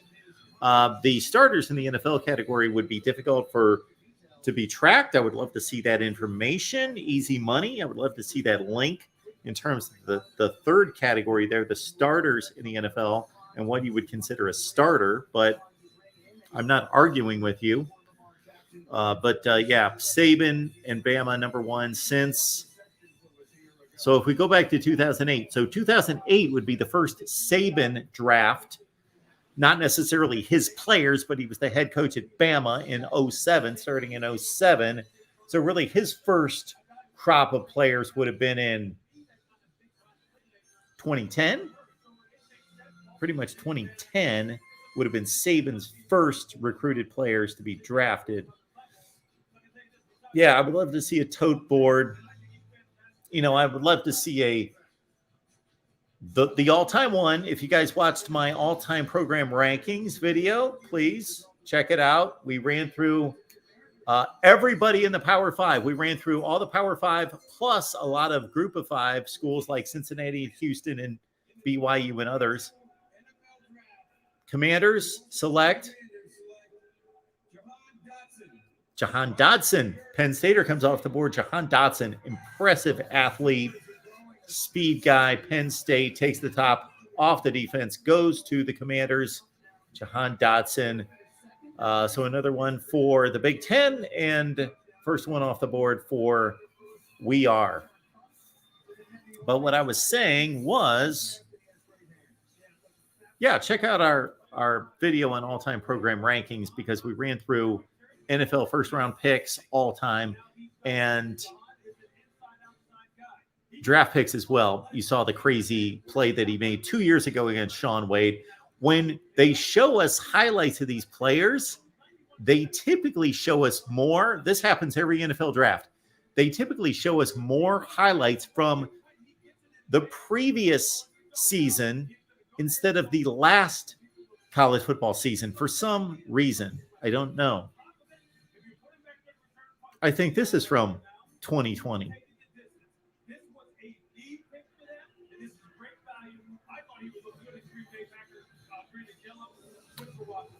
As Louis Riddick just mentioned, I had heard that Jahan Dotson was a target for the Packers. Of course, they did not get the opportunity.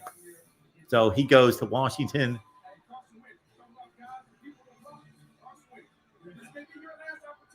All right. Interesting. So in addition to dividing NFL draft picks and first-round picks by school all time, yeah, I would love to see the breakdown since Saban. I would love to see the breakdown since 2000, 21st century. I would love to see it. Well, the first NFL draft was, I believe, 1936. With the 17th pick in the 2022 NFL Draft, The Los Angeles Chargers select Zion Johnson, Boston College. Guard.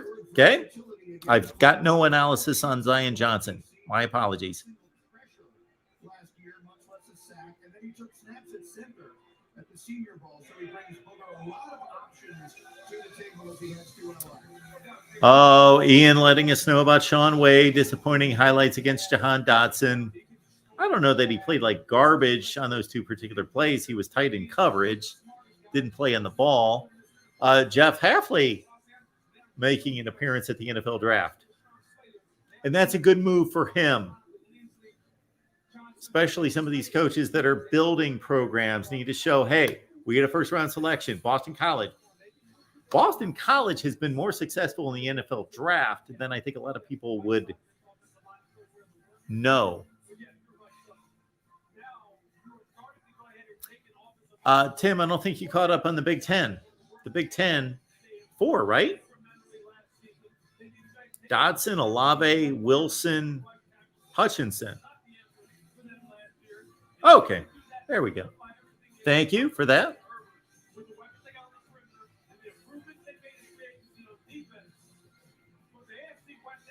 And yes, now we've got 2 from the ACC.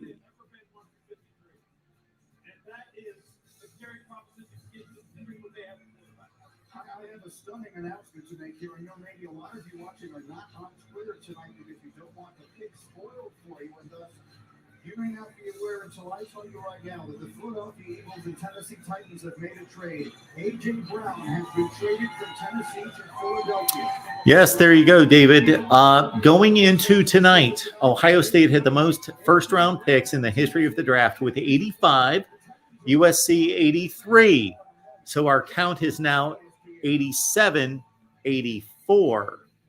Bama third, I believe it's 74 coming in, so they're now at 76, correct?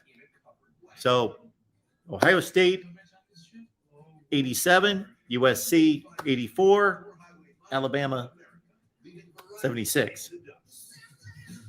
Right now.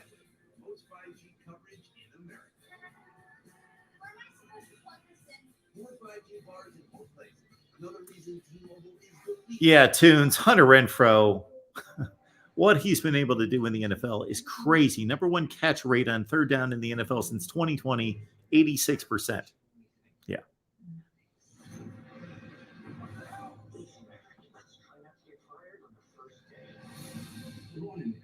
That would be a great video. You know, who's produced the best NFL players in the last 20 years at each position? Wide receivers. Again, I'm going Clemson the last 10 years. I'm going Bama, Ohio State the last 3 or 4. Anybody else? Anybody else at wide receiver? Maybe Miami in the last 40 years. Maybe. tight end recently, it's got to be Iowa, right? Iowa in the last 10 years. Hawkinson, Fant, Kittle. It's got to be Iowa at tight end recently. All time, again, it might be Miami, or at least in the last 40 years, it might be Miami. Notre Dame, Stanford. I like Notre Dame in that top 3. Best plans are no plans. You know what's new, D-O-double-G? I think you might be right. Is it Cheryl's birthday? Is it Cheryl's birthday? Cheryl? Who found this out? I'm glad somebody found it out. It's Cheryl's birthday.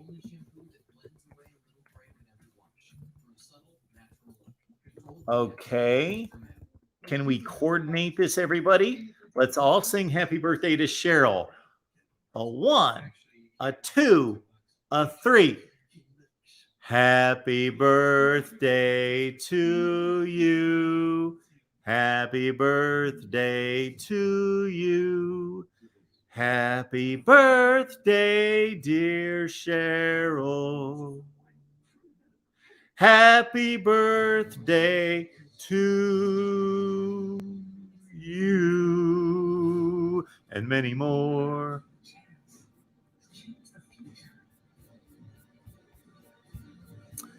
Cheryl, thank you for spending your birthday with us. I hope you had a great day. Hope you had a great celebration. Hope you're able to do something that you enjoy. Kenneth says happy birthday. And Kurt, and others. Farmers Paradox is here. Thank you for that. Troy. And we've got a trade at the NFL draft. Erica, thank you. It was Cheryl's birthday yesterday. So happy belated birthday, Cheryl. Erica, you are right now. Right now, Iowa produces the best tight ends. It's tough to debate. It can't be debated. I don't think there's an argument right now. When you talk last 5, 6, 7 years, it's Iowa. Even before that, of course, Dallas Clark and others, Iowa was strong. Mel's talking.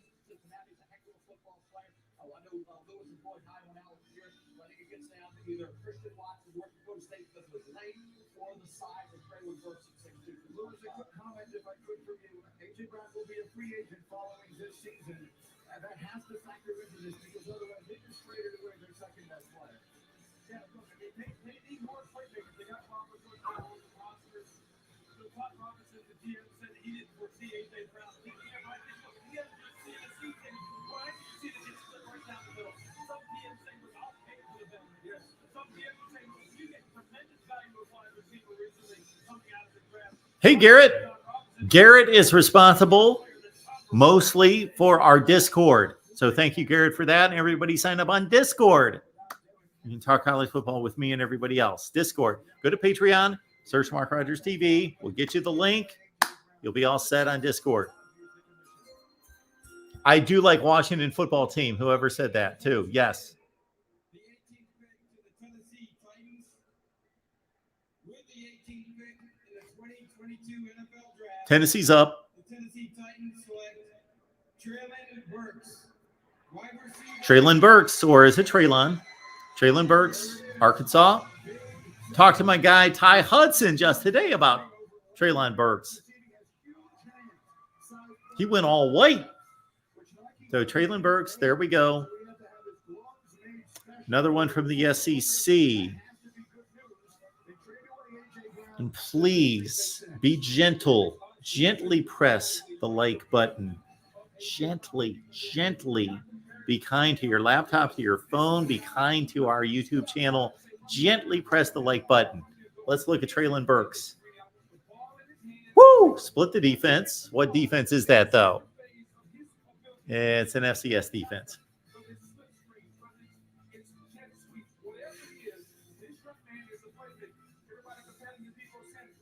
Debo Samuel, Treylon Burks. Okay.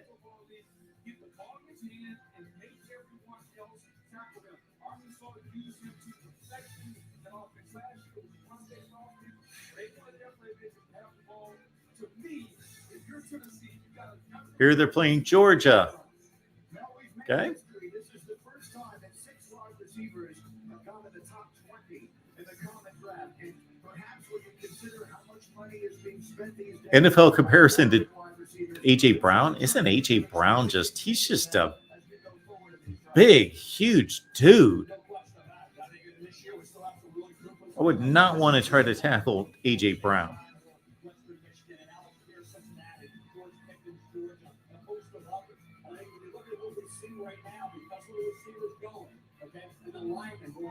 Okay. Treylon Burks off the board. Right there at 1. New England sat there at 15 and got Mac Jones. Think about the Steelers and the division with Lamar Jackson. 100 likes. Very nice.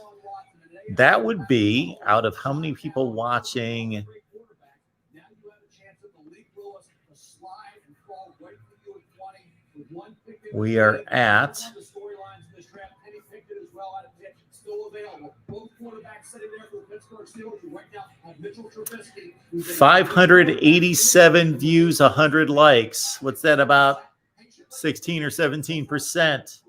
Better than usual. Still not great.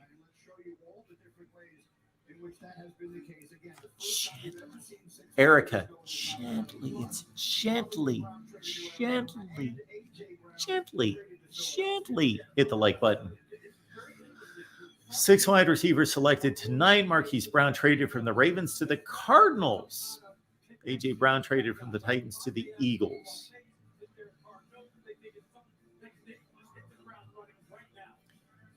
First time 6 wide receivers drafted in the top 20 in the common draft era since 1967, and I'm sure before that as well.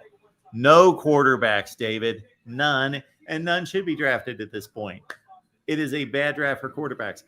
When did we last have a draft this poor at quarterback?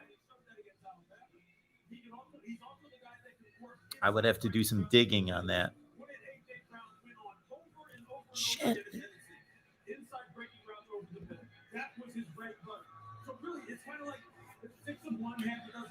Rowdy, I remember that Arkansas Ole Miss game of 2015, 52-51 in overtime. The crazy play with Alex Collins at the end of the game. Yes. He saved him on 4th and 20. 4th and 25. Crazy. Hunter Henry with the catch, threw it over his head. And that game did what? Does anybody know? That game allowed Alabama to go to the playoff, because Alabama otherwise would not have gone to the SEC championship game. Ole Miss would have gone.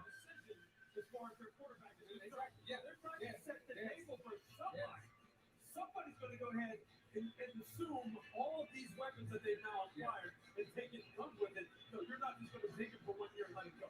There have been 4 veteran wide receivers traded for first-round picks this year. That's twice as many as any other year in the common draft, because it includes Tyreek Hill and it includes Devonte Adams, and both of them reset the market financially. I forget, where did Tyreek Hill go? Perhaps not Hollywood Brown, but I forgot. A.J. Brown will go in that neighborhood. Yeah, what's interesting about the Tyreek Hill situation is that everybody automatically assumes that Greg Peace, the general manager, just said, nope, I'm not going to pay it. Wrong. They tried to pay it. They wanted to pay it. They just hit a point. Yeah, exactly. Yeah, they said, I can't do it. The picks are coming so quickly, I'm afraid not to keep my eyes in fact. Now on the clock for pick number 19, before we bring Roger Goodell out, it is time for a... Erica, did you really have to go there? We're not talking Iowa tonight. We're not talking current Iowa players, and you just couldn't help yourself, could you? You couldn't do it.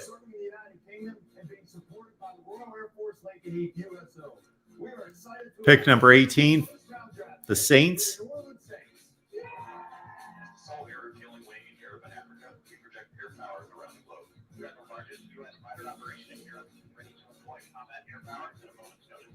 We are the only U.S. Air Force Special Operations Forces in Europe and Africa.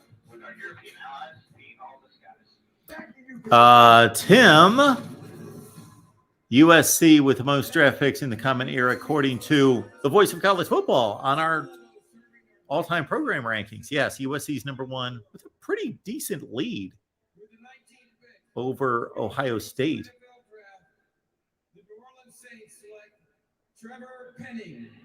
Tackle. The New Orleans Saints select Trevor Penning out of Northern Iowa. So another offensive tackle off the board. Trevor Penning to the Saints. He must be really, really good. Northern Iowa almost beat Iowa State 2 years ago. And let's see some of these highlights.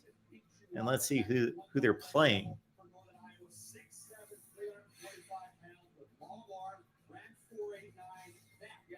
Oh, he just crushed two guys. He just like threw them away.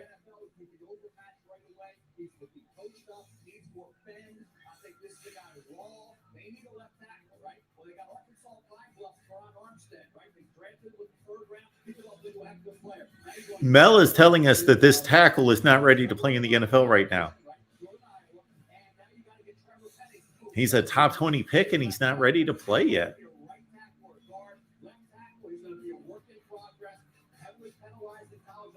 Heavily penalized in college. Doesn't sound like Mel's too high on Trevor Penning.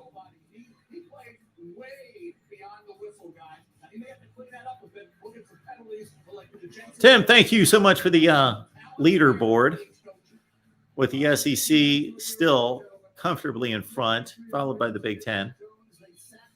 And we've got the Independents on the board and the Missouri Valley Conference. I thought you may just go FCS category.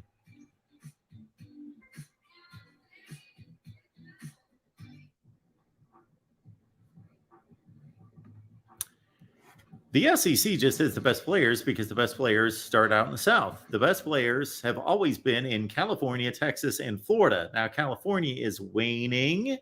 Texas and Florida continue to rise, especially Florida. And now Georgia in the last 10 or 15 years it's been Georgia and Louisiana in particular that have gone crazy good. And even the state of Alabama, despite not a large population base, Alabama has taken off. Tennessee's solid. The entire South. There is no state in the South that does not produce excellent, excellent talent. Mississippi does. South Carolina, North Carolina. All the states in the South. It combines shaving and gentle exfoliation into one efficient stroke. The bar and the handle removes unseen dirt and debris that gets in the way of the blades, giving you a shave as yes, no, Jermaine Johnson. He has fallen. so you can look like you put in effort, effortlessly. Oh, look at this. And this has been a common theme in the last 7 or 8 years, in particular the Big 12 not doing well at the draft. Who's going to be the first Big 12 player selected?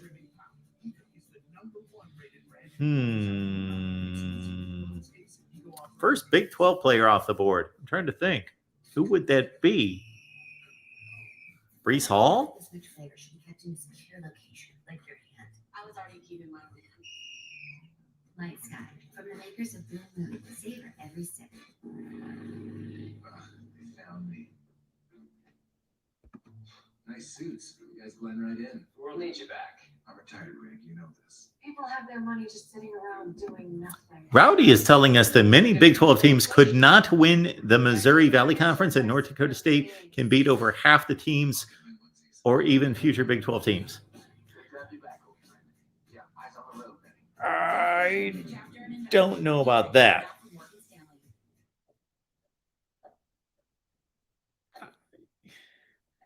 North Dakota State can beat over half the teams in the Big 12? Size soft drink for just $1 right now at McDonald's.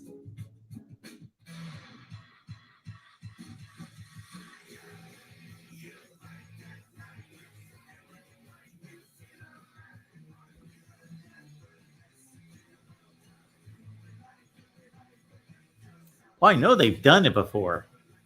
Yeah, sure. They've beaten teams in the Big Ten, too. That doesn't mean they can play in the Big Ten on a regular basis with all those teams. So, Rowdy, if you're bored, look up all the North Dakota State scores against the likes of the Big 12.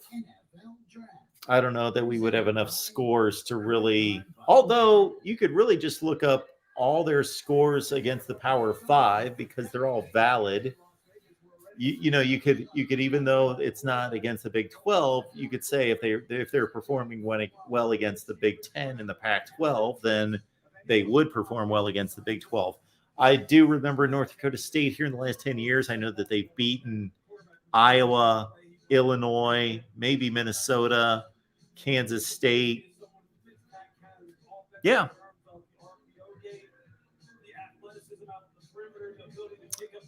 Yeah, they beat a Iowa team. I don't know if they were ranked, but they beat a pretty good Iowa team. I think that Iowa team did pretty well.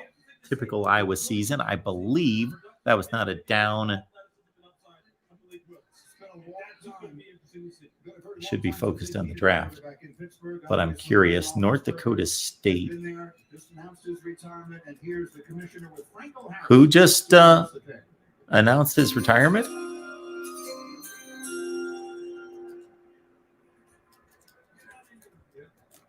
Franco Harris. So the Pittsburgh Steelers and Franco Harris, 50 years ago. Franco Harris. Oh, yeah. This was before my time, but we've all seen it a million times. Here with us tonight to celebrate the 50th anniversary of that moment and to announce the pick for the Pittsburgh Steelers. Please welcome Pro Football Hall of Famer Franco Harris.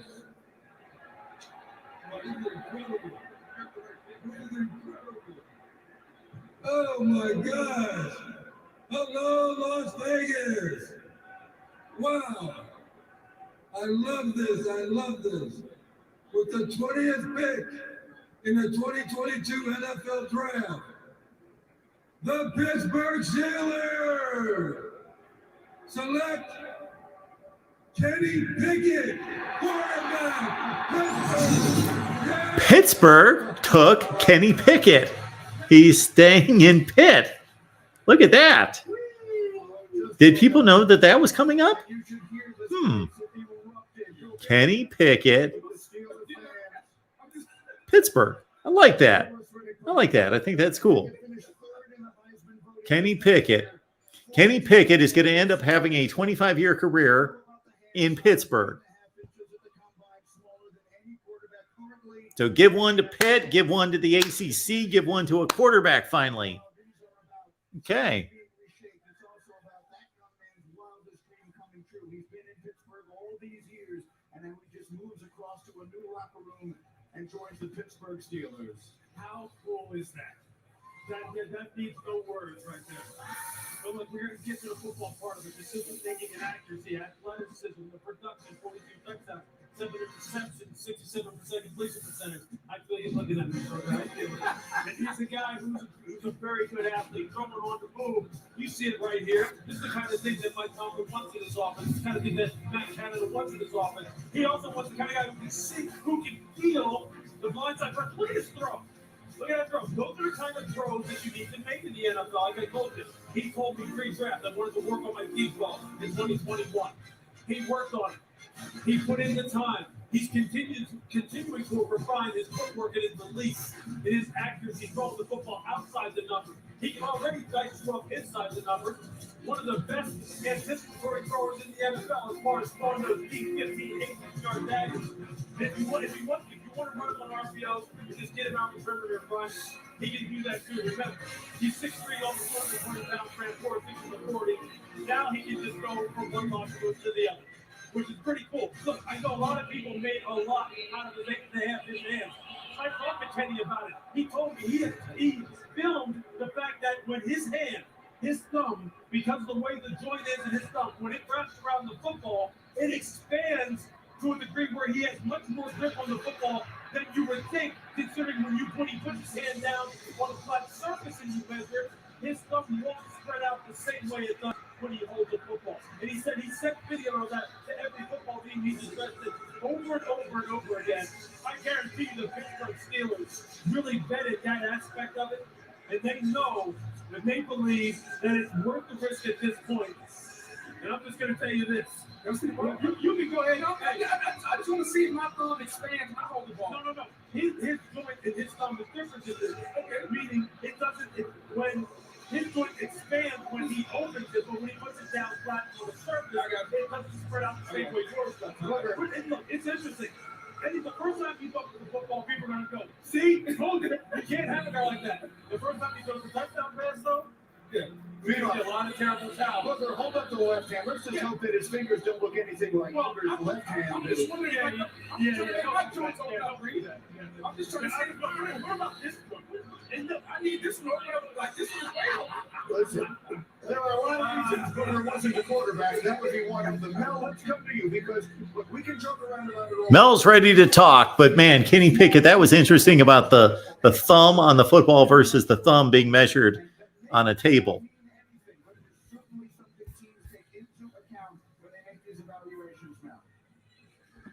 Yeah, no question about it. I think when you look at Kenny Pickett, the hands on, I talked to Mark Whipple about that. Mark Whipple did a great job developing Kenny Pickett. Mark is the quarterback coach and offensive coordinator now in Nebraska. Well, guess what? He said, wear the daggone glove. You don't worry about this. Wear the glove. Mark coached Ben Roethlisberger in 04-06. He was the quarterback coach with the Pittsburgh Steelers. Mark Whipple, was credited with the quick development of Ben Roethlisberger. Well, guess what? Ben was the youngest starting quarterback ever to win a Super Bowl, right? The youngest quarterback ever to go to a Super Bowl was Dan Marino. The youngest ever win one was Ben Roethlisberger with Mark Whipple coaching him. Mark Whipple coached Kenny Pickett. He's got him ready. 24 years old. Will come up this year. He'll be 5 months older. Think of it. He's 5 months older than Jordan Love, who's won the year 3 with the Packers. He's only a year younger than Sam Darnold. So this is a guy, 49 career start. He's going to be 24. Mark Whipple really helped this kid. He's an Heinz field. He's a Steeler. They took him now from the league. Toon says Dan Marino, Pitt also. No, Pitt, Miami. Gives you the NFL the way the game's played. They looked at all these quarterbacks. They went with Kenny Pickett over Malik Willis. We'll see how that plays out. This is the latest that the first quarterback has gone off the board in this millennium. 1997 was the last time it was later. Jim Druckenmiller went 26 that year. There's been another trade because, of course, there has been. All right, we've got a trade coming in. There are trades all over the place. Chiefs have traded up, and the Patriots trade down to 29 and get a third and a fourth pick. So the Chiefs obviously are eyeing somebody in particular to give up 2 picks to go up 8 selections. The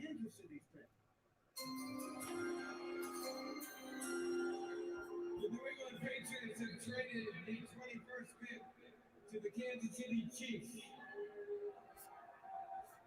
With the 21st pick in the 2022 NFL Draft, the Kansas City Chiefs select Trent McDuffie, defensive back, Washington. Washington defensive back Trent McDuffie, a corner, goes to the Chiefs. Let's watch him play. Defensive player, 3-year starter, did not allow more than 39 yards in coverage in any game last season, Mel, and 0 touchdowns. Yeah, I'm talking about a complete football player, 5'10 and a half, 193. Not that big. He ran 4.44. Doesn't have real long arms, short arms, but this thing did. Only had a couple of receptions. So you say, how are his ball skills? I'm not concerned with his ball skills. He made plays on the football. He's a guy diagnosed very quickly. Excellent closing speed. A guy that never shies away from contact and run support.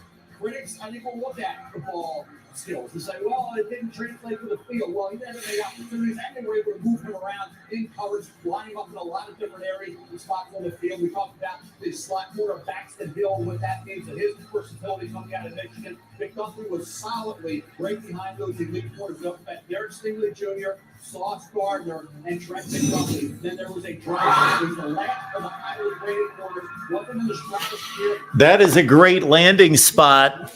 Regardless of what position you play, that is a great landing spot for anybody to go play for the Chiefs.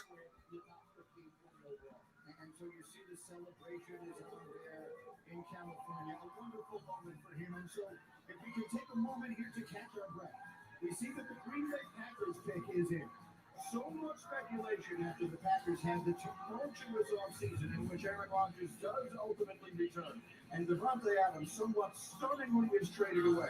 We wondered, would they be looking to select a replacement for him here? They have 2 first-rounders remaining. Trent McDuffie, corner to the Chiefs. Now the Packers are up, and the pick is in. Green Bay, perennial Super Bowl contender.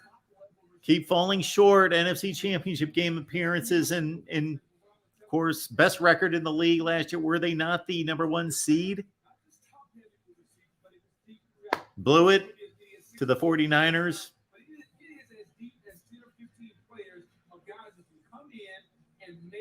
Changes to your offense, whether it's a guy like Christian Watson or Scott Moore. It just depends on what you want, what flavor you want. Aaron Rodgers needs somebody that can get separation and get open, because he's been one of the more active quarterbacks, not just in recent history, but in the overall history of the National Football League.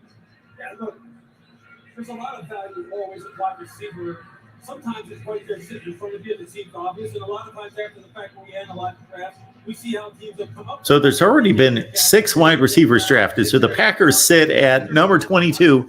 And if they're going to go wide out, they're theoretically going to be selecting the 7th best wide receiver in the draft.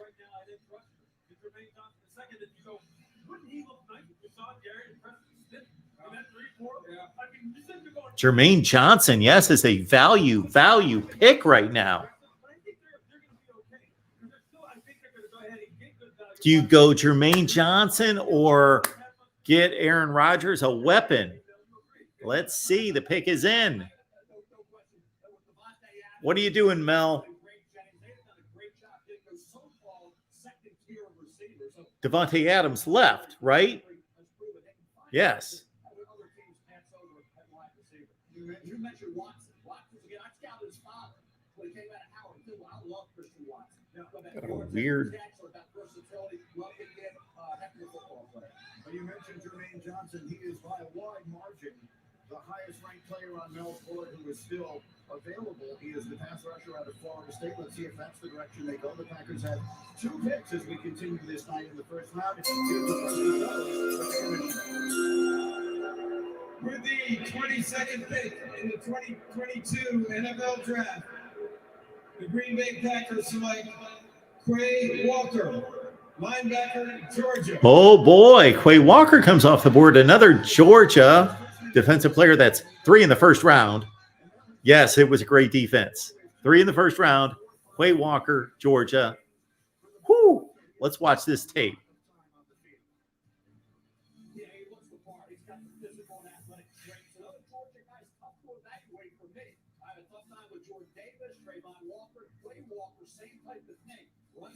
Pretty standard play.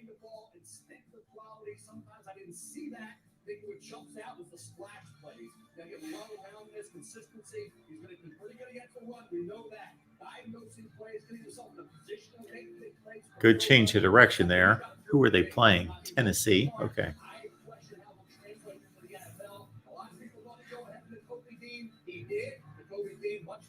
Nakobe Dean, yes. As Mel is saying, Nakobe Dean in college, a much better player than Quay Walker. Quay Walker goes first in front of Nakobe Dean in the NFL. This is the difference between college production and NFL potential.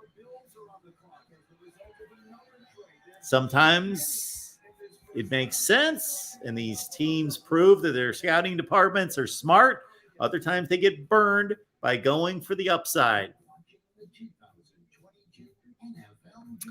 Rowdy says Aaron Rodgers is the only player in NFL history to throw his 300th career touchdown pass without 100 interceptions, 449 in 93. Brady had 100 picks before 300 touchdowns. Breeze, Brady. Who else has a great TD to pick ratio? Okay. It's a great trade. Life-changing. Get a free Samsung Galaxy S22 with any Galaxy trade-in. Any year, any condition. Only at AT&T. This is the story that is going to launch your destiny. And the SEC now has 9 players in the first round. Bama and Georgia, 5 of them Texas A&M, Mississippi State, LSU.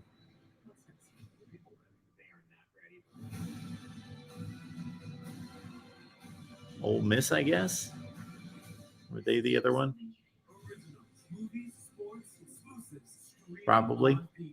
There's only one reason I'm standing here today. Just for Men Control GX Shampoo. With breakthrough technology that gradually reduces gray to more natural looking results. All I do is shampoo. Exploring with Ben. Thank you. So consider this, folks. You shop on Amazon. Most likely, you shop on Amazon at some point. When you do, please grab the link in our description section of any of the videos. You won't see it in this video yet, but in any of the videos, grab the link. It says Amazon in caps. There's a link. It's in the description section of all the videos.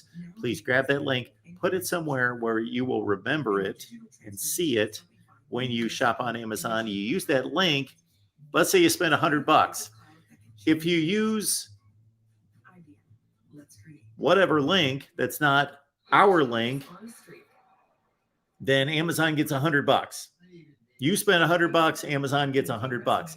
If you use our link, you still spend $100. So still $100 out of your pocket. Doesn't matter. But we get $1 or $2 or $3, depending on the product, something like that. So, man, if we get everybody on board with that, that would be phenomenal. So Exploring with Ben, thank you so much for reminding everyone to please use the Amazon link.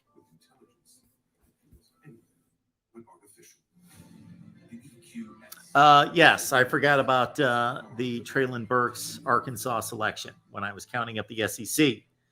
Devin Lloyd still out there. Thank you, Ian.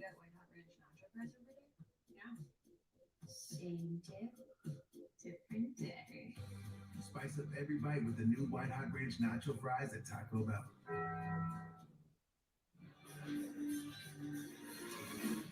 We're back on ESPN's coverage of the draft and a draft moment now delivered by Pizza Hut. And it has been a night filled with moments for wide receivers. 6 of them have heard their names called in all the first time. Yes, George. Georgia is going to be fine. They are going to compete for the national championship. Now, they may get knocked out in the SEC championship game, but I mean, they are going to show themselves to be one of the top 5 teams in America again. I don't care how many players they lost on defense. They are going to be a top 5 team in America.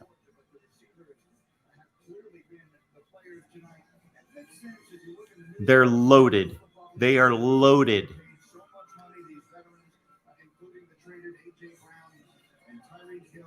Which reminds me.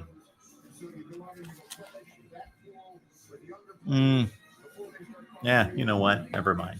Okay.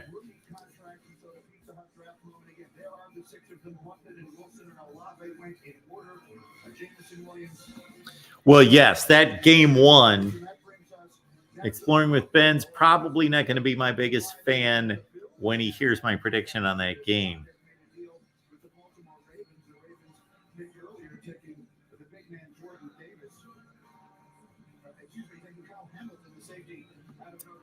Rowdy, I get what you're saying because this is an evaluation of talent, but we're talking about 22 players. We're talking about 22 individual players. So I understand what you're saying. It doesn't look good for the Big 12, and it does mean something. It does. But the Big 12, as it stands right now, with Oklahoma, with Texas, that doesn't help the league that much, the way they've been playing for 10 years. But Oklahoma, they are still, the Big 12 still competes favorably, especially compared to the ACC and the Pac-12. The Big 12 is a better league than the ACC and the Pac-12 right this second. It is, based on the results on the field. Buffalo. Kaiir Elam, SEC number 10. Florida, with a bad defense the last few years, still gets Kaiir Elam as a cornerback drafted. And he, yes, was an all-SEC performer, excellent player, goes to Buffalo.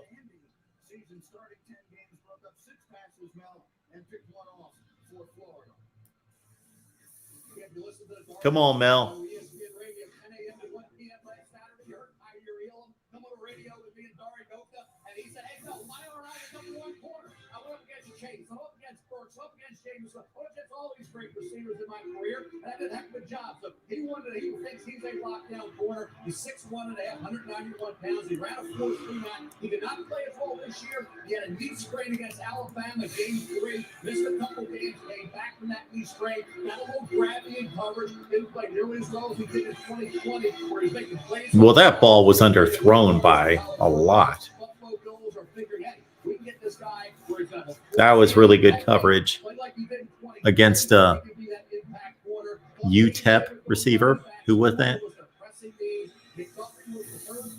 Now it's a mixed bag, a mixed opinion, a lot in corner. And Kaiir Elam, I'll tell you what, I listened to him. I told him after I talked to him, Kaiir helped move me up a little bit because he was an impressive kid in the offfield. He does not lack in confidence, guys. Like, he doesn't lack his physical skills either, Mel. I mean, he is a tremendously well-put built for a typical corner that can play all the different disciplines. He's not just a press guy. He can play from off. He's one of those guys who, like a lot of these dump corners, get very panicky downfield because of the inconsistency with which he conducts his work as a line of scrimmage. Meaning this, he'll be up there, he'll look pretty as press now. And these wide receivers will give him some, JV type of move, and he's all over the place. Now he's out of phase. He loses his leverage, he's trailing the wide receiver, then he's like scrambling to get back into phase with the wide receiver and control him. If they can coach that out of him, which Bob McDermott will do, he's a fantastic athlete. Fantastic, which is really what you get at this point of the draft. I love this kid. He's big. That's the great speaker. They're going to say a lot of corner. They got to look back. Corner got to be physical. He's a physical corner that can tackle. And it's a need when you get this need. It's 30. So when the best player available, he's key. And he also. Let me grab my phone. I need to check on something. And he's young. He doesn't turn 21 years old until next week. Now let's take a look at Mel's best available players here. And every year we see one player slide down the board, and it strikes us as a surprise that this year that player is Jermaine Johnson, the second defensive end out of Florida State. As you look at Mel's best available, probably by Courtyard by Marriott, he was the 11th best player on the board for Mel, and here he is, still available as we reach pick number 24. Dax Hill from Michigan. You see the quarterback from Liberty, Malik Willis. We went to Higo in round 1. Olave, a pass rusher extraordinaire out of Penn State. Tyler Linderbaum, the center from Iowa. The Dallas Cowboys are on the clock. And let's not forget, we're only a year removed. This defense is terrible. They improved last year, but Randy Gregory is going over there. He's a difference. So pass rusher, Jermaine Johnson, straight out the board, makes sense. We haven't talked about the linebackers, Bill. At some point, from the linebacker standpoint, are we starting to talk about Devin Lloyd and Kobe Dean? Are we getting to that point where it's a run on linebackers? I think this is a defensive hit for the Dallas Cowboys. Now, if Devin Lloyd to me was a better football player than Quay Walker as a collegiate level. Quay tested great, I get that. The trade slate, that's what you're drafting, you figure you can coach him up. Devin Lloyd did everything that he called you wanted him to do. He plays the ball like a defensive back, made a ton of plays. He's got hands like a corner.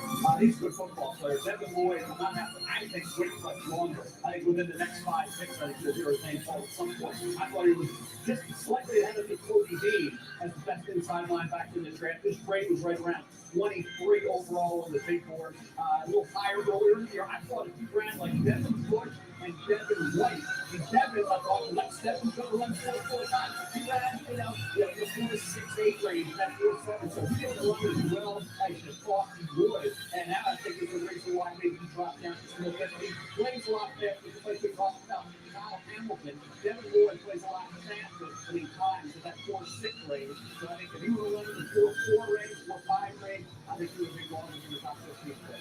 You mentioned Jermaine Johnson second again. According to our draft predictor, there was a 1% chance. Unfortunately, my mom taken to ER earlier today. So if you believe in prayer, please, I would ask that you would send one up for my mom.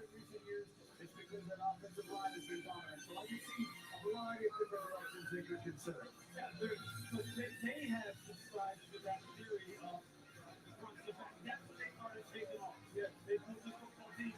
We're going to think that, hey, another deciding choice of the first year. Got to take care of offensive line.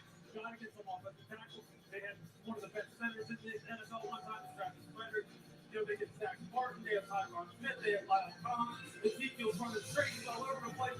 Even they had Randy Gregory, they have Marcus Smart, now Randy Gregory's gone. Jermaine Johnson is 6 yet for to be picked. The only thing that, you know, a lot of the wide receivers have been taken off the board that you would really kind of go, okay, this guy's a surefire player. That's the only thing you would think, you know, maybe Dallas would be tempted to try to get another wideout. Yeah. But look, Jermaine Johnson, I'm just going to keep pounding the table until someone takes it. I agree. They need help on defense. Again, we're only a year removed from this defense being terrible. Let's not get complacent, guys. Our defense out. Exactly. All right, back at it. What did I miss? The best first round of anyone a year ago when they traded back and got Micah Parsons. Thank you, E. Gibson. Appreciate that. Thank you so much. Odysseus 2002. Thank you. I hope I pronounced that right. I don't know how to pronounce that. Thank you for that. Appreciate that. Reggie, everybody else, thank you so much for that. Thank you. Thank you. And Adam, thank you. Drake and others. Tyler Smith, Tulsa. On the board is the American Conference again. Another one for the American Conference. Thank you, Erica, and everybody else. Appreciate that. The real MVP and Tim, Steven. Thank you. Thank you. Appreciate that. Yes, she's 92. She's 92 years old. So you can imagine, man, when she was like in her late 70s, early 80s, it was like she's like can do anything. And, you know, when you start to go downhill physically, it happens in a hurry. All right. Yes, Tyler Smith, left tackle.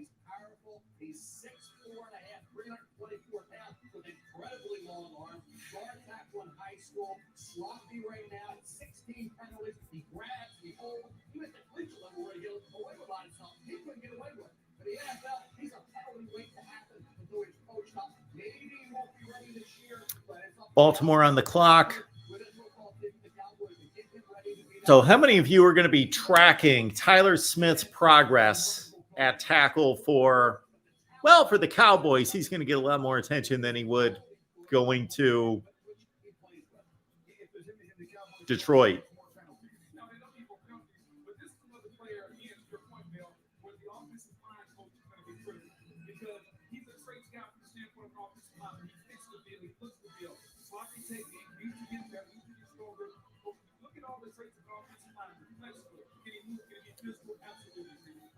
I'm about to get a jacket.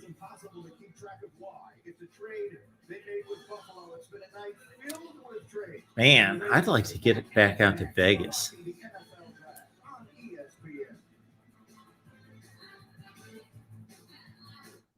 If Mark, Mr. Cartoon Machado didn't have the fighting spirit to draw out his passion, he never would have turned chrome into a canvas.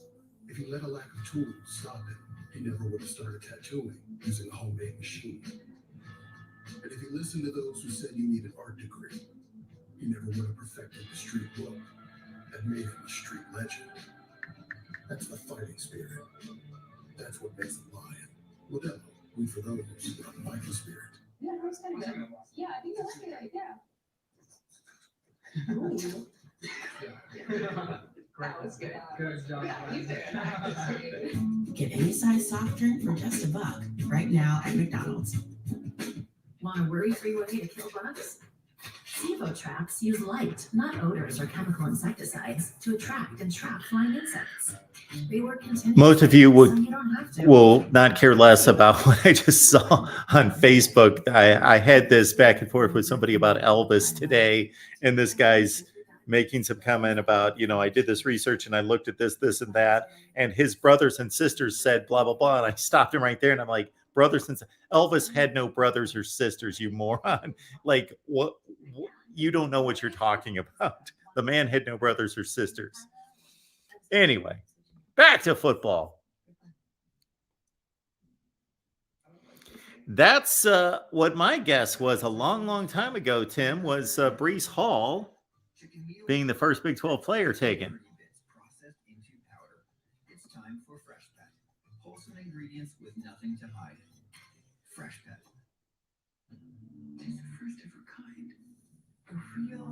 year. If they catch you, they're in a cage. Oh, Rowdy is talking up the Bengals big tonight. He wants me to be a Bengals fan. Gave me a super chat for the Bengals. And now says they will be the team of the decade. Maybe.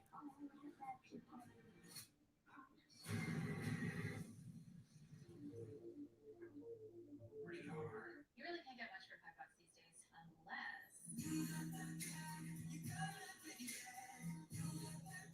Is that a real song? I think she liked it. Your choice of sandwich plus all this for just $5 is worth celebrating. Choose wisely. Choose Wendy's Big Day. Tim, appreciate you keeping track of the board there. Game 6.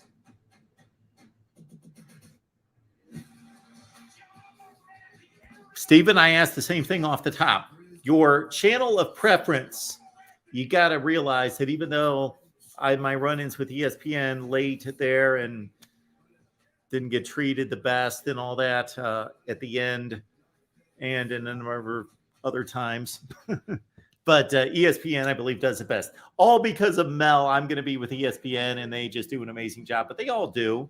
The college side, we should be with the college side, watching the college perspective with Reese and the boys on ABC. I don't even know who else they have there because Kirk Herbstreit, as we talked about early, would not be able to cover the NFL draft this year. And then, of course, the NFL Network. They're all great. They really are, both networks. But, we've got our first bot of the night.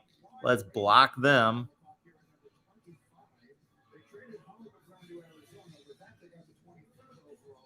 Jermaine Johnson still out there, as you said, Panama Jack.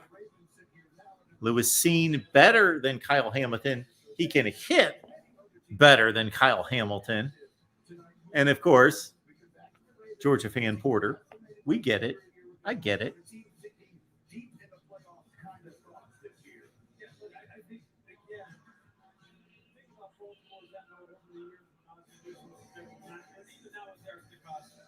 This is also a team that wants a fleet of guys that can get after quarterbacks, and in the AFC, you gotta have it. You gotta have Olave needs someone to run with. He needs someone he can go with. Okay. And look, I don't know what's going on with Jermaine Johnson. Something got to go. Exactly. The kid's too good. Yes, exactly. You can't be ACC Defensive Player of the Year. You can't lead all Power 5 defensive linemen in tackles. You can't play 61 snaps a game and be an Iron Man. It's flipped down here to 25, and something must be going on. It just doesn't make any sense. And he fits what this defense would want to do.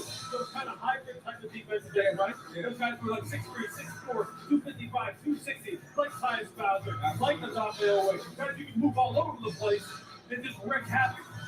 It just makes too much sense to me. There's obviously something out there that I just don't know. And I'll throw something else. They don't put Jermaine Johnson, the best center that we've seen in the last decade. Yeah. In Linderbaum. Really, his take is awesome. And you talk about a team that needs how they want to play. They need offensive line help. They want to be physical. If you can get the best player in the position, this late in the draft, that's what you value on. But it's a reminder that the Raiders traded away Hollywood Brown tonight. It began this flurry of trades that leaves them here in this position. And so, as they have been trying to find a top receiver, all right. Jackson, maybe they choose to make that pick here. Let's find out. Great to have everybody here. Thank you so much for being here, everybody. This has been fun. We're going on 3 hours here, and we're up to pick number 25.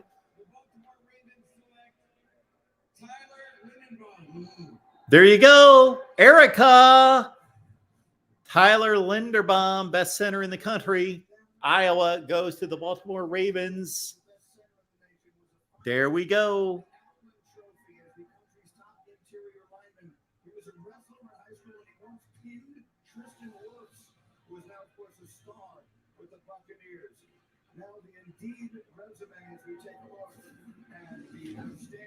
These guys get drafted and they typically just go nuts. Tyler Linderbaum's just got a smile on his face, just like, okay, that's right.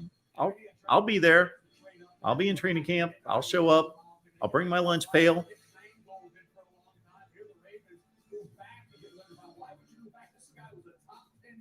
Oh, he was just burying that Penn State defender.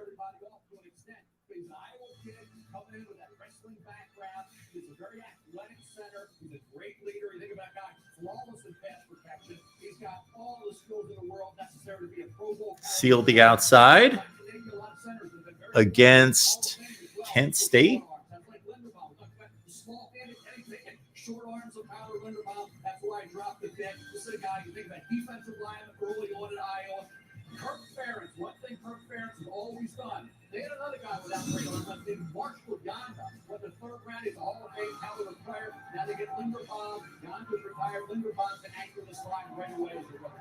You know, I don't care about the short arms. You know, I always had short arms the entire time he was in Iowa, dominated some of the most impressive film you will watch up and down the field. He's got a wrestling background. You talk about hitting Christian Work, the all-pro tackle. Green, let's take a look. I didn't wrestle in high school, Green. I would have loved to wear some tights like this. Let's look at Linderbaum and Christian Work. Oh, Tristan Wirtz and Tyler Linderbaum. Look at this. Little wrestling action.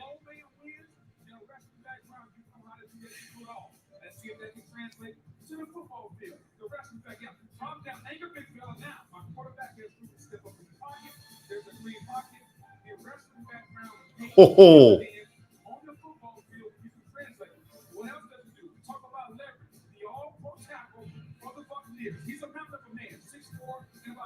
this is good stuff here. Ooh.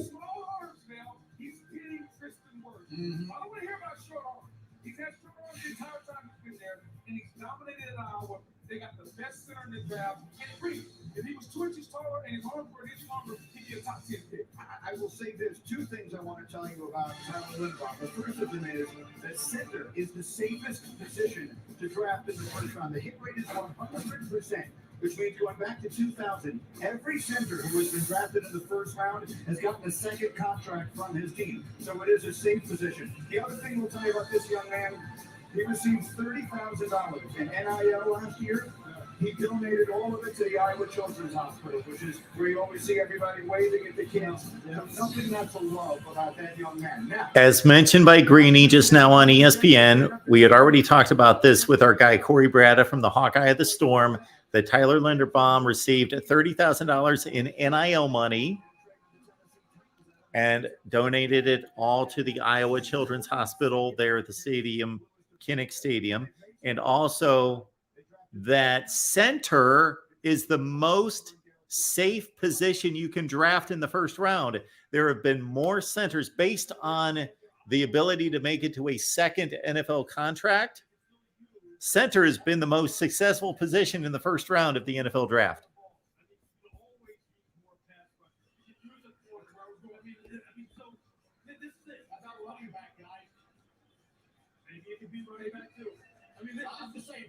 Sorry, Porter.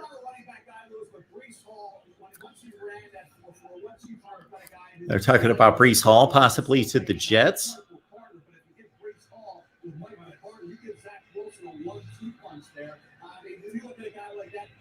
ETN went the first round last year. Najee Harris went the first round. What's the difference between Najee Harris and Breece Hall? I don't push running backs in the first round, but Breece Hall had a first round grade. He was a heck of a running back. He caught the ball out of the backfield. He's explosive. He's patient. Breece Hall, as a running back, he's deserving of being in the first round discussion. I agree with you. And for the New York Jets. Absolutely. I think when you look at the head coach, Robert Saleh, former defensive coordinator, they've addressed the secondary. They got the wide receiver.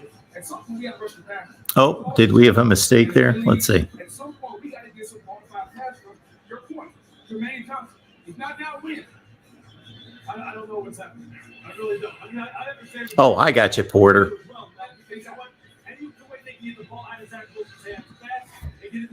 If anybody was wondering, Ian just hates the New York Jets. What is there to hate? They suck so bad. Usually you hate good teams. Most people hate good teams because they're sick of them.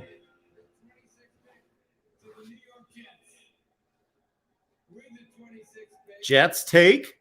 In the 2022 NFL draft, the New York Jets select Jermaine Johnson. Jermaine Johnson. So the Jets, the projection by a lot of people were that the Jets were going to get Jermaine Johnson at 10. They get him at 26. So Florida State with their first selection, Jermaine Johnson. That is an atrocious. This is now the worst outfit in the NFL draft. Worst outfit by far. It's not even close. Awful, terrible, pathetic. But hey, big deal. Williams. Garrett Wilson's outfit was just kind of like ugly, but subdued. This is ugly, loud. So that's worse. All right, let's take out Jermaine Johnson. He had a monster season. ACC Defensive Player of the Year. Okay, this is a couple years ago at Georgia. Woo! That's against MAC team. Then here he is against North Carolina last season. Off the edge. Oh, okay. That was impressive. Against Miami. Canes fans, watch it. Woo! Ran down the back.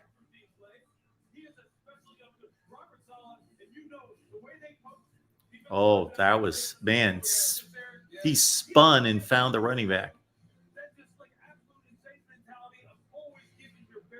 I remember that play. That play could have been the game winner for Florida State. That was with about 4 minutes left in the Clemson game. And then Clemson won the game.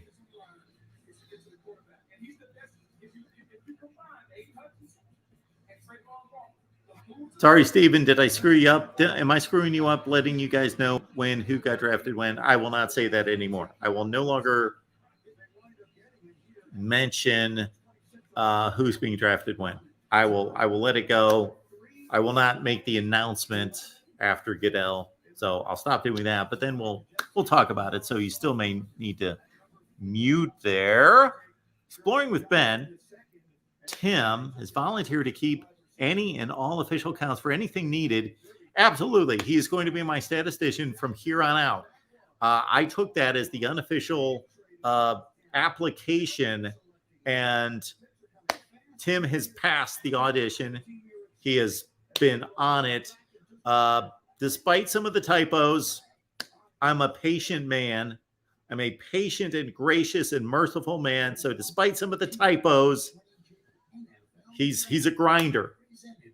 He's made it almost all the way through the first round. If he can make it to the end of the first round, then, yeah, he's got the job. He's got the job. It pays well. So, Tim, basically, the going rate is for the remainder of your contract with us is going to be the same rate you receive tonight.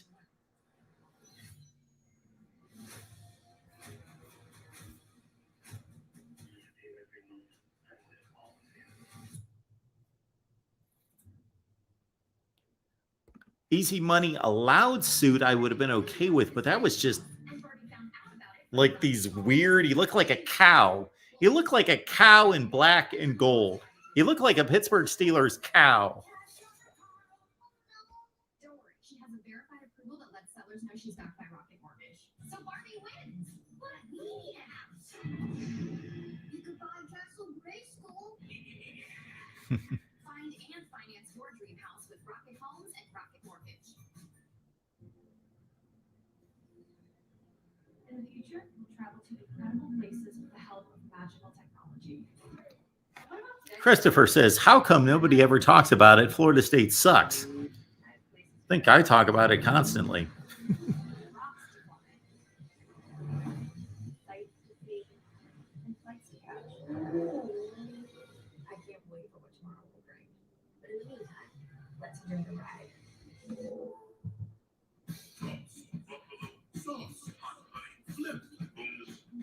Yeah, a little fashion in there too, exploring with Ben. You know, they bring the fashion, we bring the fashion analysis.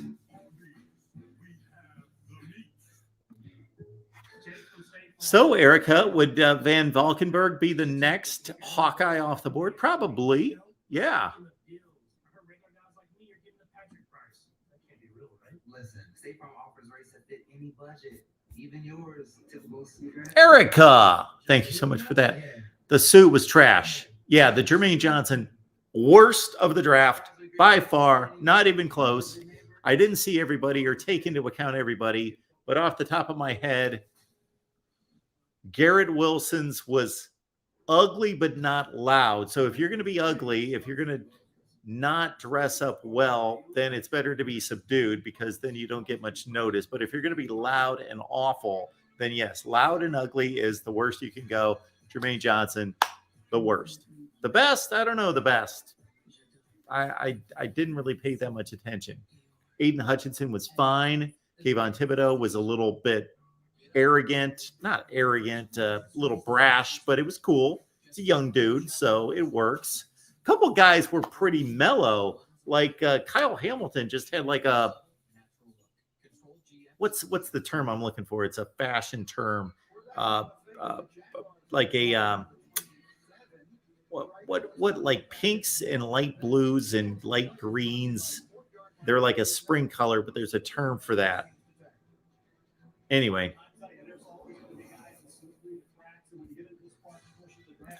John, I'm going to take a wild guess. I'm going to take a wild guess that you are a Miami fan.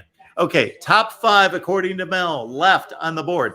Daxton Hill, Michigan. Malik Willis, Liberty, if somebody wants to go out there. Arnold Ebiketie, the Penn State defensive end. He was a transfer from Rutgers, right? Devin Lloyd, Utah. A lot of people in the chat love him. And Nakobe Dean, who obviously just was a wrecking crew. Erica, Van Valkenburg, or yes, Turner will probably be the next Hawkeye. Thank you for that, Erica. Appreciate that so much. And Exploring with Ben and Sam, Big 12, where are you? The Big 12 just checked out for the night. The Big 12, welcome to day 2 of the NFL draft. The Big 12, you could have just taken, Georgia is up on the Big 12, like 4-0? Georgia and Alabama are up on the Big 12, 7-0, I think.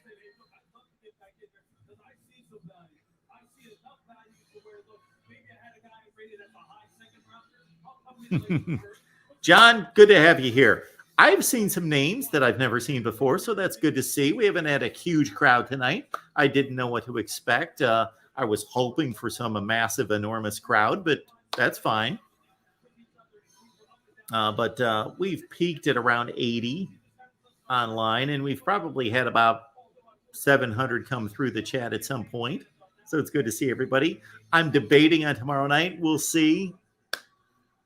We are going to have next Monday, I believe, next Monday, we are going to have a channel update. I'm going to call it a workshop of sorts, a channel workshop. So if you want to talk college football, don't show up next Monday. It's going to be all about the channel. So if you love the channel, you want to help us build the channel, talk about the channel, that's going to be our live stream next Monday. Okay, Jacksonville, I'm not going to say it and spoil the pick for some people, but Jacksonville has selected out of the Pac-12. There you go, Tim and others that were expecting one. Yes, Devin Lloyd off the board. He was our voice of college football, Pac-12 Defensive Player of the Year. He was. Ian asks, who's better, Nakobe Dean or Devin Lloyd?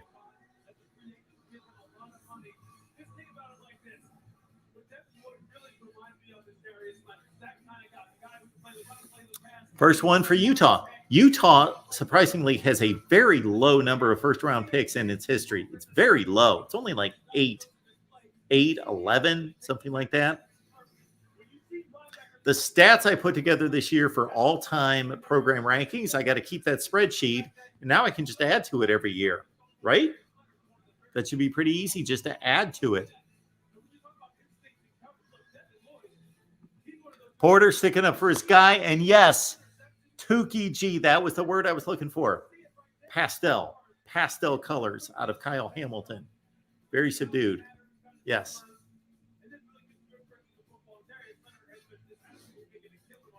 Darius Leonard.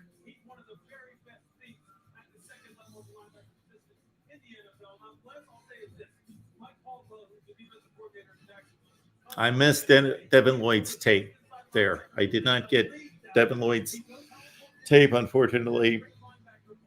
But That's all right. Yes, the real MVP, the Pac-12 showing up tonight pretty well. Showing up much better than the Big 12, even though the Pac-12 couldn't beat anybody on the field this year, except Ohio State. Ohio State and LSU. They won 3. The Pac-12 won 3 Power 5 games, correct? Ohio State, LSU, and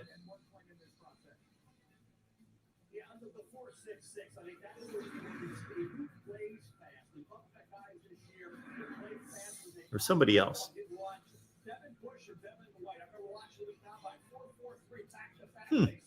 There was somebody else. The Pac-12 won one other non-conference game besides. Oh, Stanford beat Vanderbilt. So the Pac-12 went 3-16 against the Power 5, BYU and Notre Dame.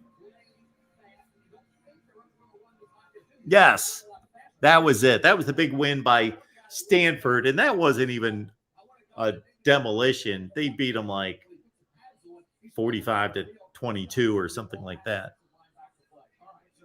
Now the Packers are on the board again, on the clock again, I should say, or the pick is actually in. And here's the second of their first round picks. We speculated, would they take the receiver for Aaron Rodgers in the first one? Look at the Pac-12 hanging in there. With another opportunity, do we think they go receiver this time? All right, Green Bay. Green Bay. If they go receiver, who's out there next? George Pickens? David Bell? You would think, okay, well, these guys are great, second day, high second round players. Well, you're sitting down here at 28. Okay, it's basically the same type of value that you're getting there, except again, you get a fifth-year option on these guys, which I think you would want if you have a player here at wide receiver, which is a premium position. The problem is that the Green Bay Packers aren't thinking 5 years down the road, which they usually do. They've got Aaron Rodgers, and we know that's a year-by-year proposition here. Realistically, is there a rookie receiver left who they could make a move on here, but who could make a difference quickly? Not one way, but they have to find the closest thing to it. Aaron Rodgers is one of the most accurate quarterbacks in NFL history. Find the guy that can separate and get over to Aaron Rodgers and get the ball on him. Booger McFarland has reminded us 3 times that Aaron Rodgers is one of the most accurate quarterbacks in NFL history. Yeah, we're up to date on that, I believe. I think people are pretty understanding of that. You couldn't tell me that Skyforce can't be a number one wide receiver. He's not going to be that year one. Yeah, you're right, but you can't tell me that he may not be that guy. Right. All right, I have to jump in here because for this 28th pick. Let Mel talk. Let's go. Where's Mel? Why is Mel not there? Mel didn't go out to Vegas, huh? You have great respect for it. Andrew Whitworth. Here's a highlight from Whitworth's acceptance speech at the NFL Awards. Oh, this is Andrew Whitworth's retirement. It's called an investment. You can apply those 3 things to any charity or cause you have a passion for. You can invest your time, you can invest your finances, or you can invest your voice. Doesn't matter which. We just have to keep investing in each other. Let your heart lead you all the way.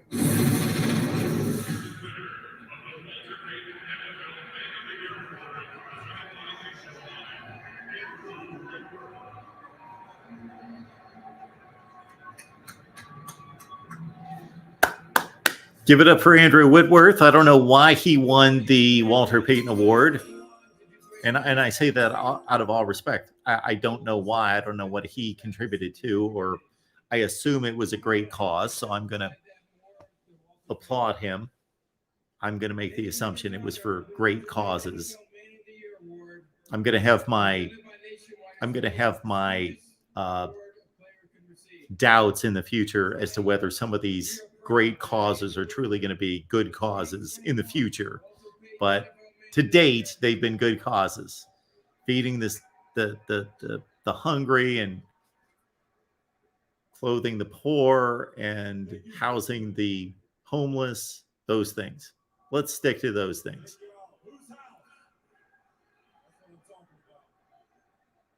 I'm very humble and grateful to stand before you as the 2021 Walter Payton NFL Man of the Year. I would love to thank the NFL, the Payton family, and Nationwide for everything they do to support players as we try to make positive impacts in our communities. When I look back over my time in the NFL, in my career over 16 years, and a Super Bowl champion, one of the most rewarding things about it was the platform I was able to build to help change people's lives with a lot of other teammates across the NFL and people in organizations. And I want to take this opportunity to challenge the players in the NFL and encourage you and the prospects of this NFL draft. Take advantage of that opportunity. Don't let Exploring with Ben, I see the bots and it's not letting me block them. Keeps throwing up an error. I'm hitting block user and it's saying an error occurred. I can't refresh the page. If I refresh the page, I'm going to knock all of you guys. I'm going to knock us off the air. Maybe I could log in. Well, I don't know if I could do that or not. Let's see if I can do that. The Green Bay Packers select Devonte Wyatt. Packers. I'm not going to spoil it for anyone. I'll give it a few seconds, let it breathe for a little bit. But the big defensive tackle out of Georgia, the man who teamed up with Jordan Davis, Devonte Wyatt off the board. Look at Georgia. Is this Wyatt?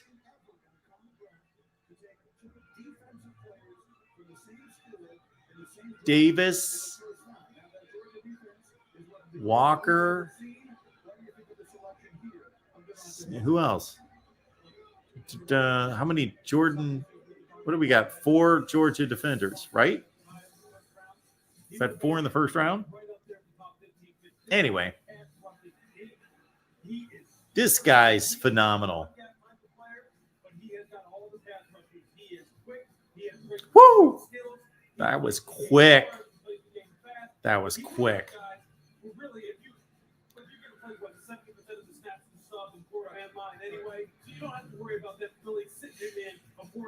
Oh, this is going way back against Joe Burrow in 19.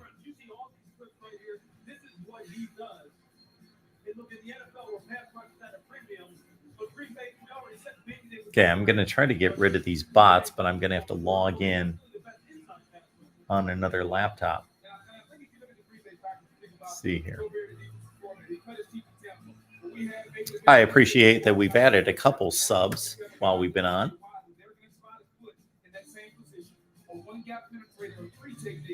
Now we have 4 guys up front. Smith, Sean Garrett, now 5 guys that can get up to the quarterback. They're remaking their defense in Green Bay. Joe Barry's got a lot to work with. All right, fellas, the Patriots are on the clock now. That's with the pick that began in Miami. All right, let's see if I can get rid of these bots. City now is in New England. The pick is in, and we'll find out who Belichick's team is taking next as we come near the end of the NFL. All right, Tim took care of them. Thank you, Tim, because it's not letting me hear. Anyway, good. All right, so the Patriots are on the clock, pick number 29. We're nearing the end of the draft in our little draft party. We've had about 800 people come through thus far, so we appreciate you being here. 81 on the line right now. When you shop Amazon, use the link in the description section below. And please hit the like button. How many likes? 117. Can we do a little bit better than that?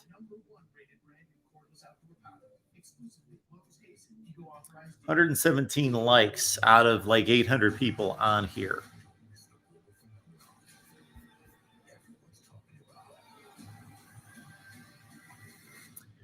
So coming up in the next few days, I'm going to decide, do we do another watch party on Friday night? I got to think that many of you are just big first rounders, and you may not come back for another go at this tomorrow night. I don't know. I got to think about this because it's been fun. I've had a great time, but another 3.5 hours? No, it might be longer than that. We will start at 7 o'clock Eastern time tomorrow night. So an hour earlier and probably just as late, if not later. So probably like 4.5 to 5 hours on Friday. Porter's going to come back. Who did give the 3 dislikes, Fish? Man, seriously? Wouldn't you just leave us alone? If you're going to give us a dislike, why wouldn't you just say, you know what? I'll just leave those people alone. I thought it sucked. I didn't like it. I didn't like Mark's outfit for the draft. He didn't dress it up well enough. But just move on.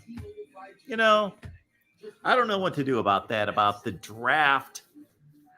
Now, definitely on Saturday, we're going to be here all day in the afternoon, kind of between the draft and the spring games.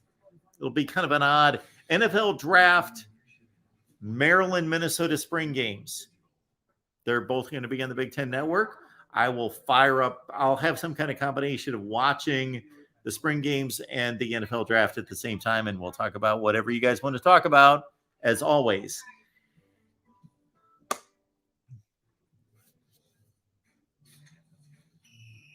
I'm kind of in the process of a reset, at least mentally. You may not be able to really see it on the channel, but a reset in regards to, okay, some things are not working.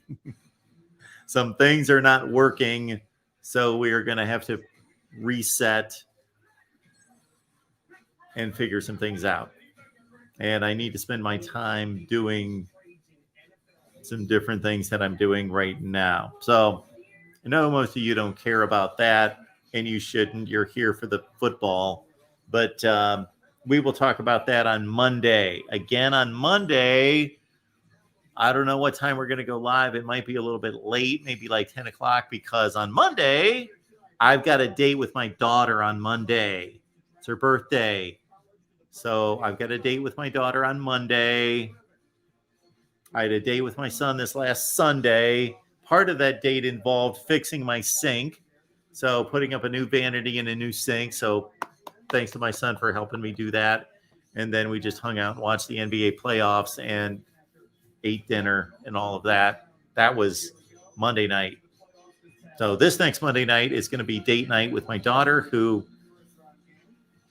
is taking her first. My daughter right now is taking her first big business trip. She has never taken a business trip, traveling by herself for her company, where she's been employed since June. So almost a year. All right. Patriots.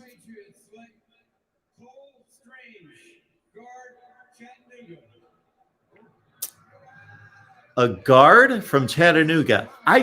This amazes me that NFL scouts are this good, or, well, they got to be this good. I was going to say, well, we won't know until we see Cole Strange and how good he's going to be. But for you to be able to evaluate a guard, at the FCS level and say he's that good to be a first-round pick, okay? Let's listen to Mel break down Cole Strange, guard from Chattanooga. Get that on your board, Tim. FCS.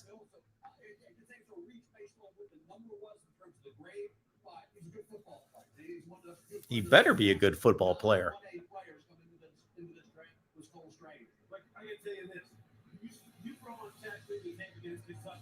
Okay, the ESPN draft predictor said there was a 93% chance that Cole Strange would be around for the 54th pick. Something's going on outside. What the heck was that? The 54th pick. Well, he didn't make it to the 29th pick. Okay? And I need a haircut.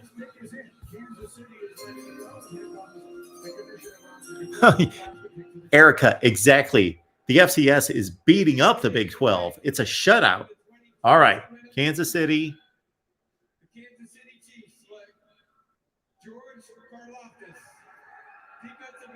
Okay. This guy is the highest ranked player to ever sign at Purdue. The highest recruit ever for Purdue is a 5-star.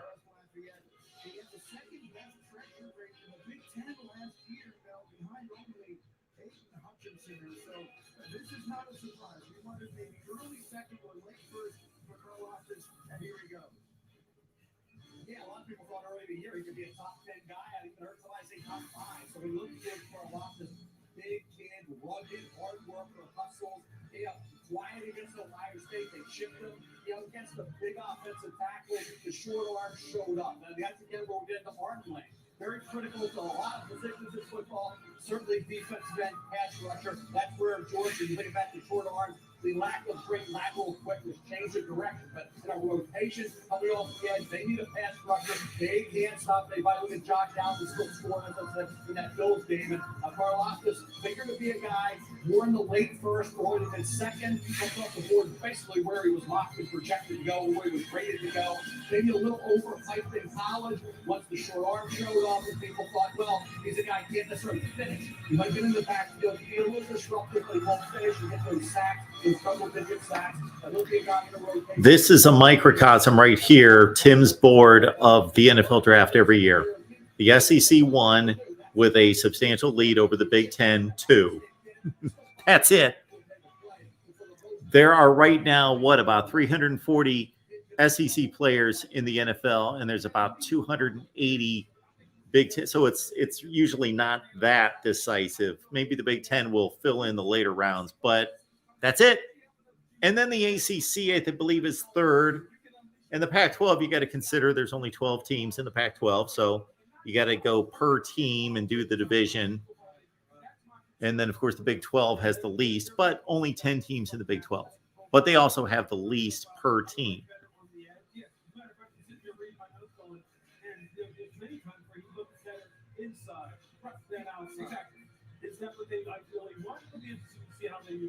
All right, so defense, the team of the night for Kansas City, they take Trent McDuffie, and now they take George Karlaftis. Meanwhile, we have 2 picks remaining in round 1, and we still have one of the Mike, quarterbacks we expect. Good take there. Mike, 3883 showing up late here. Chattanooga 1, Tennessee nothing. FCS 2, FCS maybe 3, 2 or 3. Big 12 nothing. That's another comparison. Courtyard by Marriott.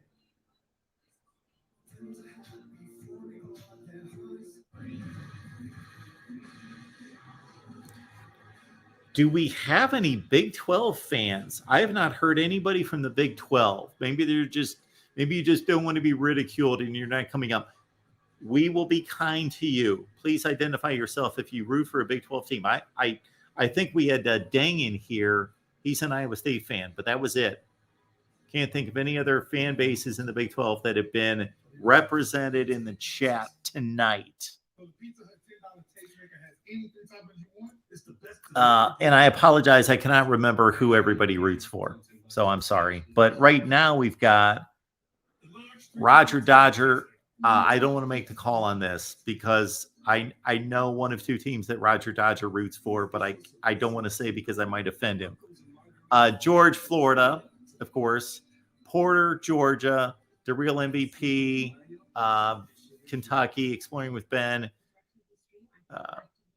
Oregon. Tim, USC.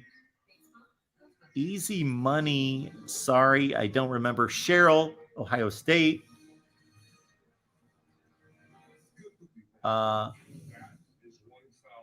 Odysseus. Don't remember. Sorry. Who else do we have?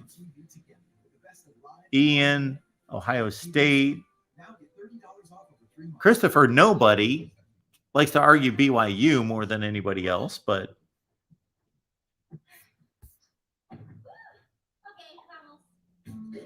Get any size soft drink for just $1 at McDonald's. thank you, R.W. Tyndall. Go Dogs. Anybody who has yet to do this, please hit me up at MarkRogersTV at Gmail. Tell me who you root for. So we are keeping track. I've got a tote board. I'm keeping track. We got 34,000 subscribers, and I want to have as accurate a count as possible. I'm not expecting 34,000 people to get back to me. And that doesn't even include, consider this, more than like 60% of the people that watch videos are not subscribed. So actually I should have maybe like 90,000 subscribers. But nevertheless, I would like as many people as possible because I would like as accurate a count as possible to know, oh, I've got the right for us. Never mind. That as well, if you would like to write for us, voiceofcollegefootball.com. You can sign up if you go to voiceofcollegefootball.com. We're looking for writers for our website. So go to voiceofcollegefootball.com, go to the top of the screen where it says write for us, and you'll be in contact with me. I was looking for...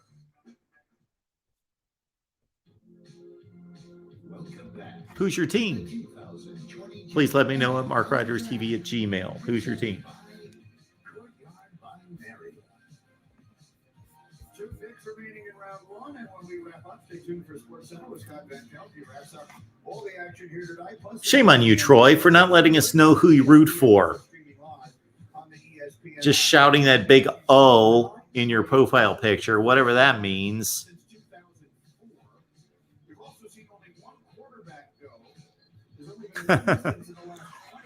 Fish, we will take anything that sounds good. Anything that reads well, anything that's accurate, anything that's opinionated, whatever it is, go nuts and rip on Nebraska if you want to. Sure.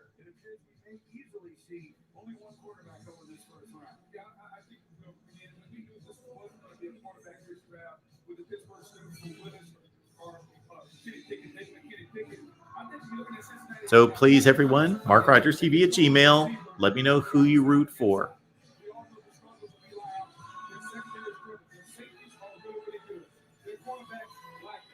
All right, Claire spoke up. Thank you for that, Claire. Appreciate that. Thank you so much for that. That was very nice of you, Claire. So, Claire, I've never seen your handle before. You know what we do here at the Voice of College Football when we know that somebody new is watching?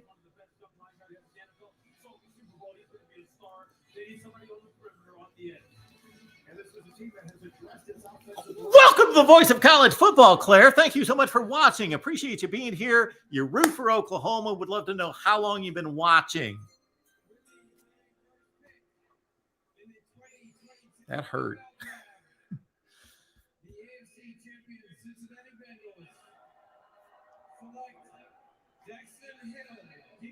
Oh, Daxton Hill goes to the Bengals at 31. The Big Ten cannot catch the SEC, of course, but they can make it look a little more respectable. So we got the breakdown that we expected.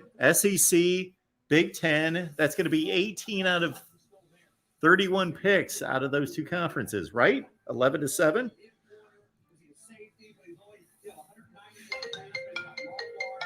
Oh.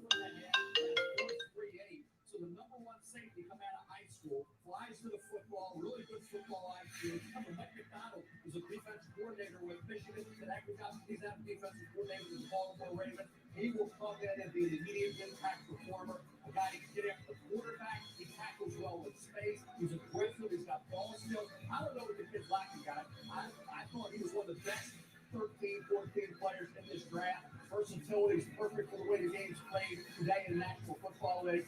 Daxton Hill, to me, one of the steals of the draft so far. And we're early. We're only finished up round 1. Daxton Hill should have won maybe 10, 15 picks early. Yeah, no, he's the prototype hyper, but he's not Kyle Hamilton. He's not that big, but he can do the same thing. He's the guy who can play the big head. He can play the star. He can play the funny position, which is really the time linebacker. He will come down and try and dump. He's only 191 pounds. So sometimes that plays to his disadvantage just in terms of like body mass. He's just a bigger running back, but he is not scared. He is super fast. This is a great thing for them. They needed a guy like this. Him and Deputy Bates in the middle of the field.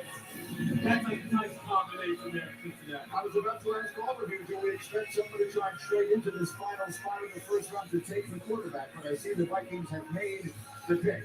It is certainly not impossible. And now we've got the Vikings. Of course, they made the trade to trade down to pick up the extra picks. Second time in the last 20 years where only one quarterback is selected. Well, I think things have held true. That's the answer. We came into this draft saying the quarterback's one of the most talented players. He's from the offensive line, the defensive line, certainly the wide receivers, and Greedy. It has held true. It was always going to be an inflection point in this draft at 20 when the Pittsburgh Steelers picked. Pickett or Willis. Tim, I'm sorry, you never got one of those? Well, at one point we were getting so many of them, I just didn't know. I was just like, all these people are new. Yeah. I think I've handed out like 3 or 4 in a night and people got sick of them.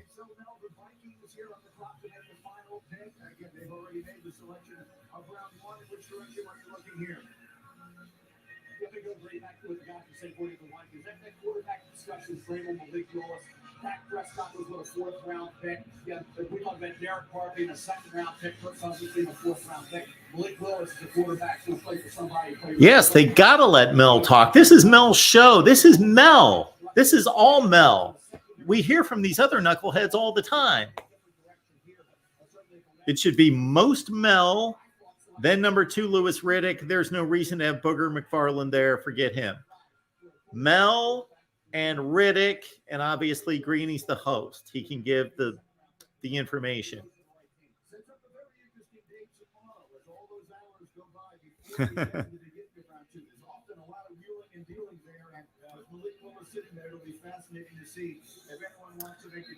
Claire, usually my wind up and my welcome for that is not nearly as enthusiastic as that one was, but it was my only one of the night, and we're almost done, so I was giving it my all. And because of my microphone usually being in the way, I haven't been able to give a really good one for a long time. I'm usually just kind of like giving you the arm swing around the mic. Yes.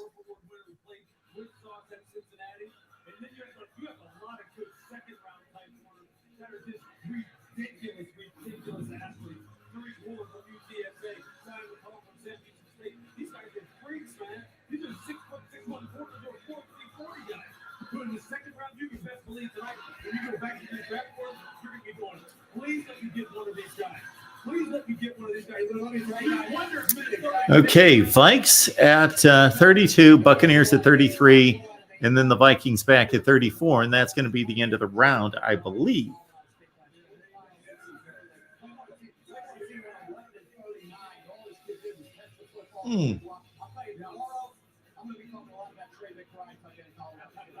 I don't think you have to talk about it very long. For sure. We could see the early. Tight ends be drafted, so we'll have one way or another. There was one pick left here in round 1. It's been made by the Minnesota Vikings, and the commissioner has declared here it comes. It's the final pick of round 1 of this year's draft. Oh, this is the final pick. I thought that they had extended picks for some reason. Anyway.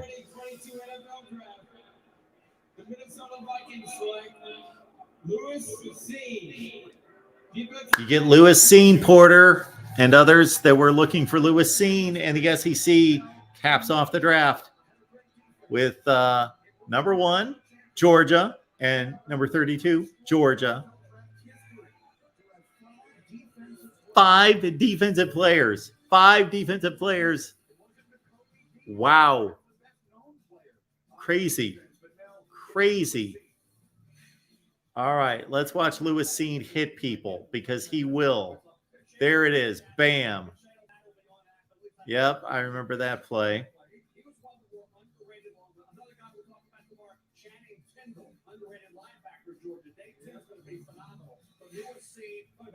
And change with long arms, plays like he's 6'4", ran 4.37. Here's a kid that can do everything you want. There was some that thought he was right there with Kyle Hamilton as one of the best safeties in this draft. I would agree with that. We were seeing a guy who does everything and gets tough for him. He's a very confident kid. He can say, why is everybody else putting other safety? Wow.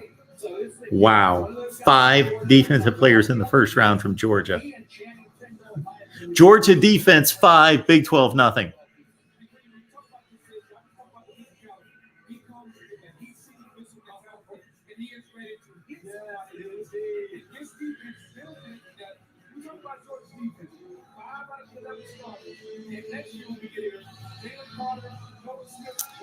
Hell no, did Georgia tie Bama?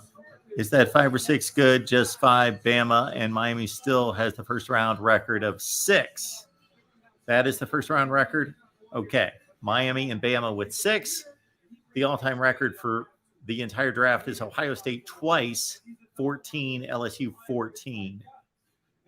like Freeze strong. If you wanted to put it down and make him play the star, or make him play a linebacker and stuff, look, he's 6'2". Not just NFL players, Hummus Hero, first round NFL players. I mean, and he's fast and smart.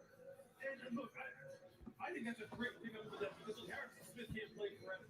And they need a running mate to him. And they need someone who can patrol the back end in Minnesota.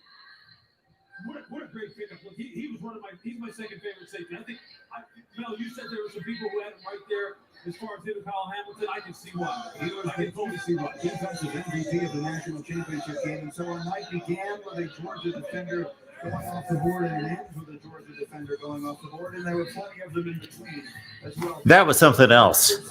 This Georgia run of defensive players in the first round, this is crazy. Crazy. 1, 13, 22, 28, and 32. Whoo! Falcon Rex, to be more precise, thank you so much for the super chat. You know that. But to be accurate, Miami and Bama with 6 at number 1. Yeah, you know what? Look, off-ball linebackers. There's some really good guys who can really run. Look at They will soon be talking about who's going to go early tomorrow. Falcon Rex, thank you so much for that. Super sticker coming in. Falcon Rex, appreciate it, man. Thank you so much for being here. You are phenomenal on the Miami stream all the time, over here on the main channel. Falcon Rex, thank you so much for that. Jazz Jackson. He's still out there. Now, you have to redshirt him probably this year because you're getting a heck of a player and a great kid, limited football background. He put up 11 sacks. He's a hard worker. His pass rush has improved every game. Love Ojabo in round 2. Then those receivers, with like that Steinberg, Christian Watson, Alex Pierce, All right, folks. Let me see something here. Still on the board in round 2, so he'll get a nice pick with the Penn State linebacker defensive end. And not a single running back went. Right there. That's not unusual, but only one quarterback went, and that is, and the man Malik Willis, many people think is the according to the Mel Kiper best available board right now. Best available. Get this. Couldn't this be phenomenal? After 5 in the first round from the Georgia defense, the first pick of the second round, if it's Nakobe Dean, according to Mel Kiper Jr., he is the best player available. Then Malik Willis, quarterback Liberty. Then Andre Booth, the cornerback from Clemson. Then Breece Hall would be the first running back off the board, Iowa State. Arnold Ebiketie, the Penn State defensive end. David Ojabo, Michigan, outside linebacker. There you go.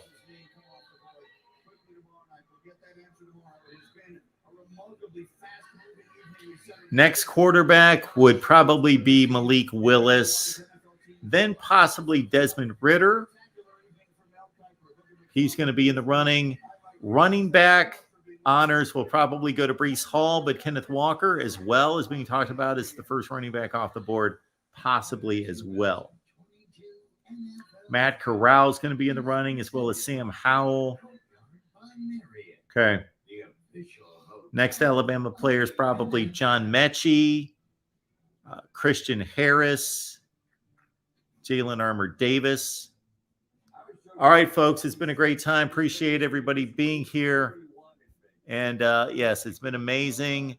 Erica, one more time, thank you so much for that. Big 0 from the Big 12. And Erica, as an Iowa fan and Iowa State, of course, calling the Big 12 home, I'm sure you're fine with that. You're good with that. So, Erica, thank you so much for the super chat. Everybody, it was a fun night. Pushing 4 hours of NFL draft watch party with all of you. I don't know if we're going to do this tomorrow night or not. I can take the 4 hours during the NFL draft and work on the voice of college football. But let me think that one over. But definitely on Saturday, we will be here for Minnesota, Maryland, spring football, and the NFL draft on Saturday afternoon. And I'm going to promote it early and often next Monday night, we're planning on let's call it a Voice of College Football channel update workshop.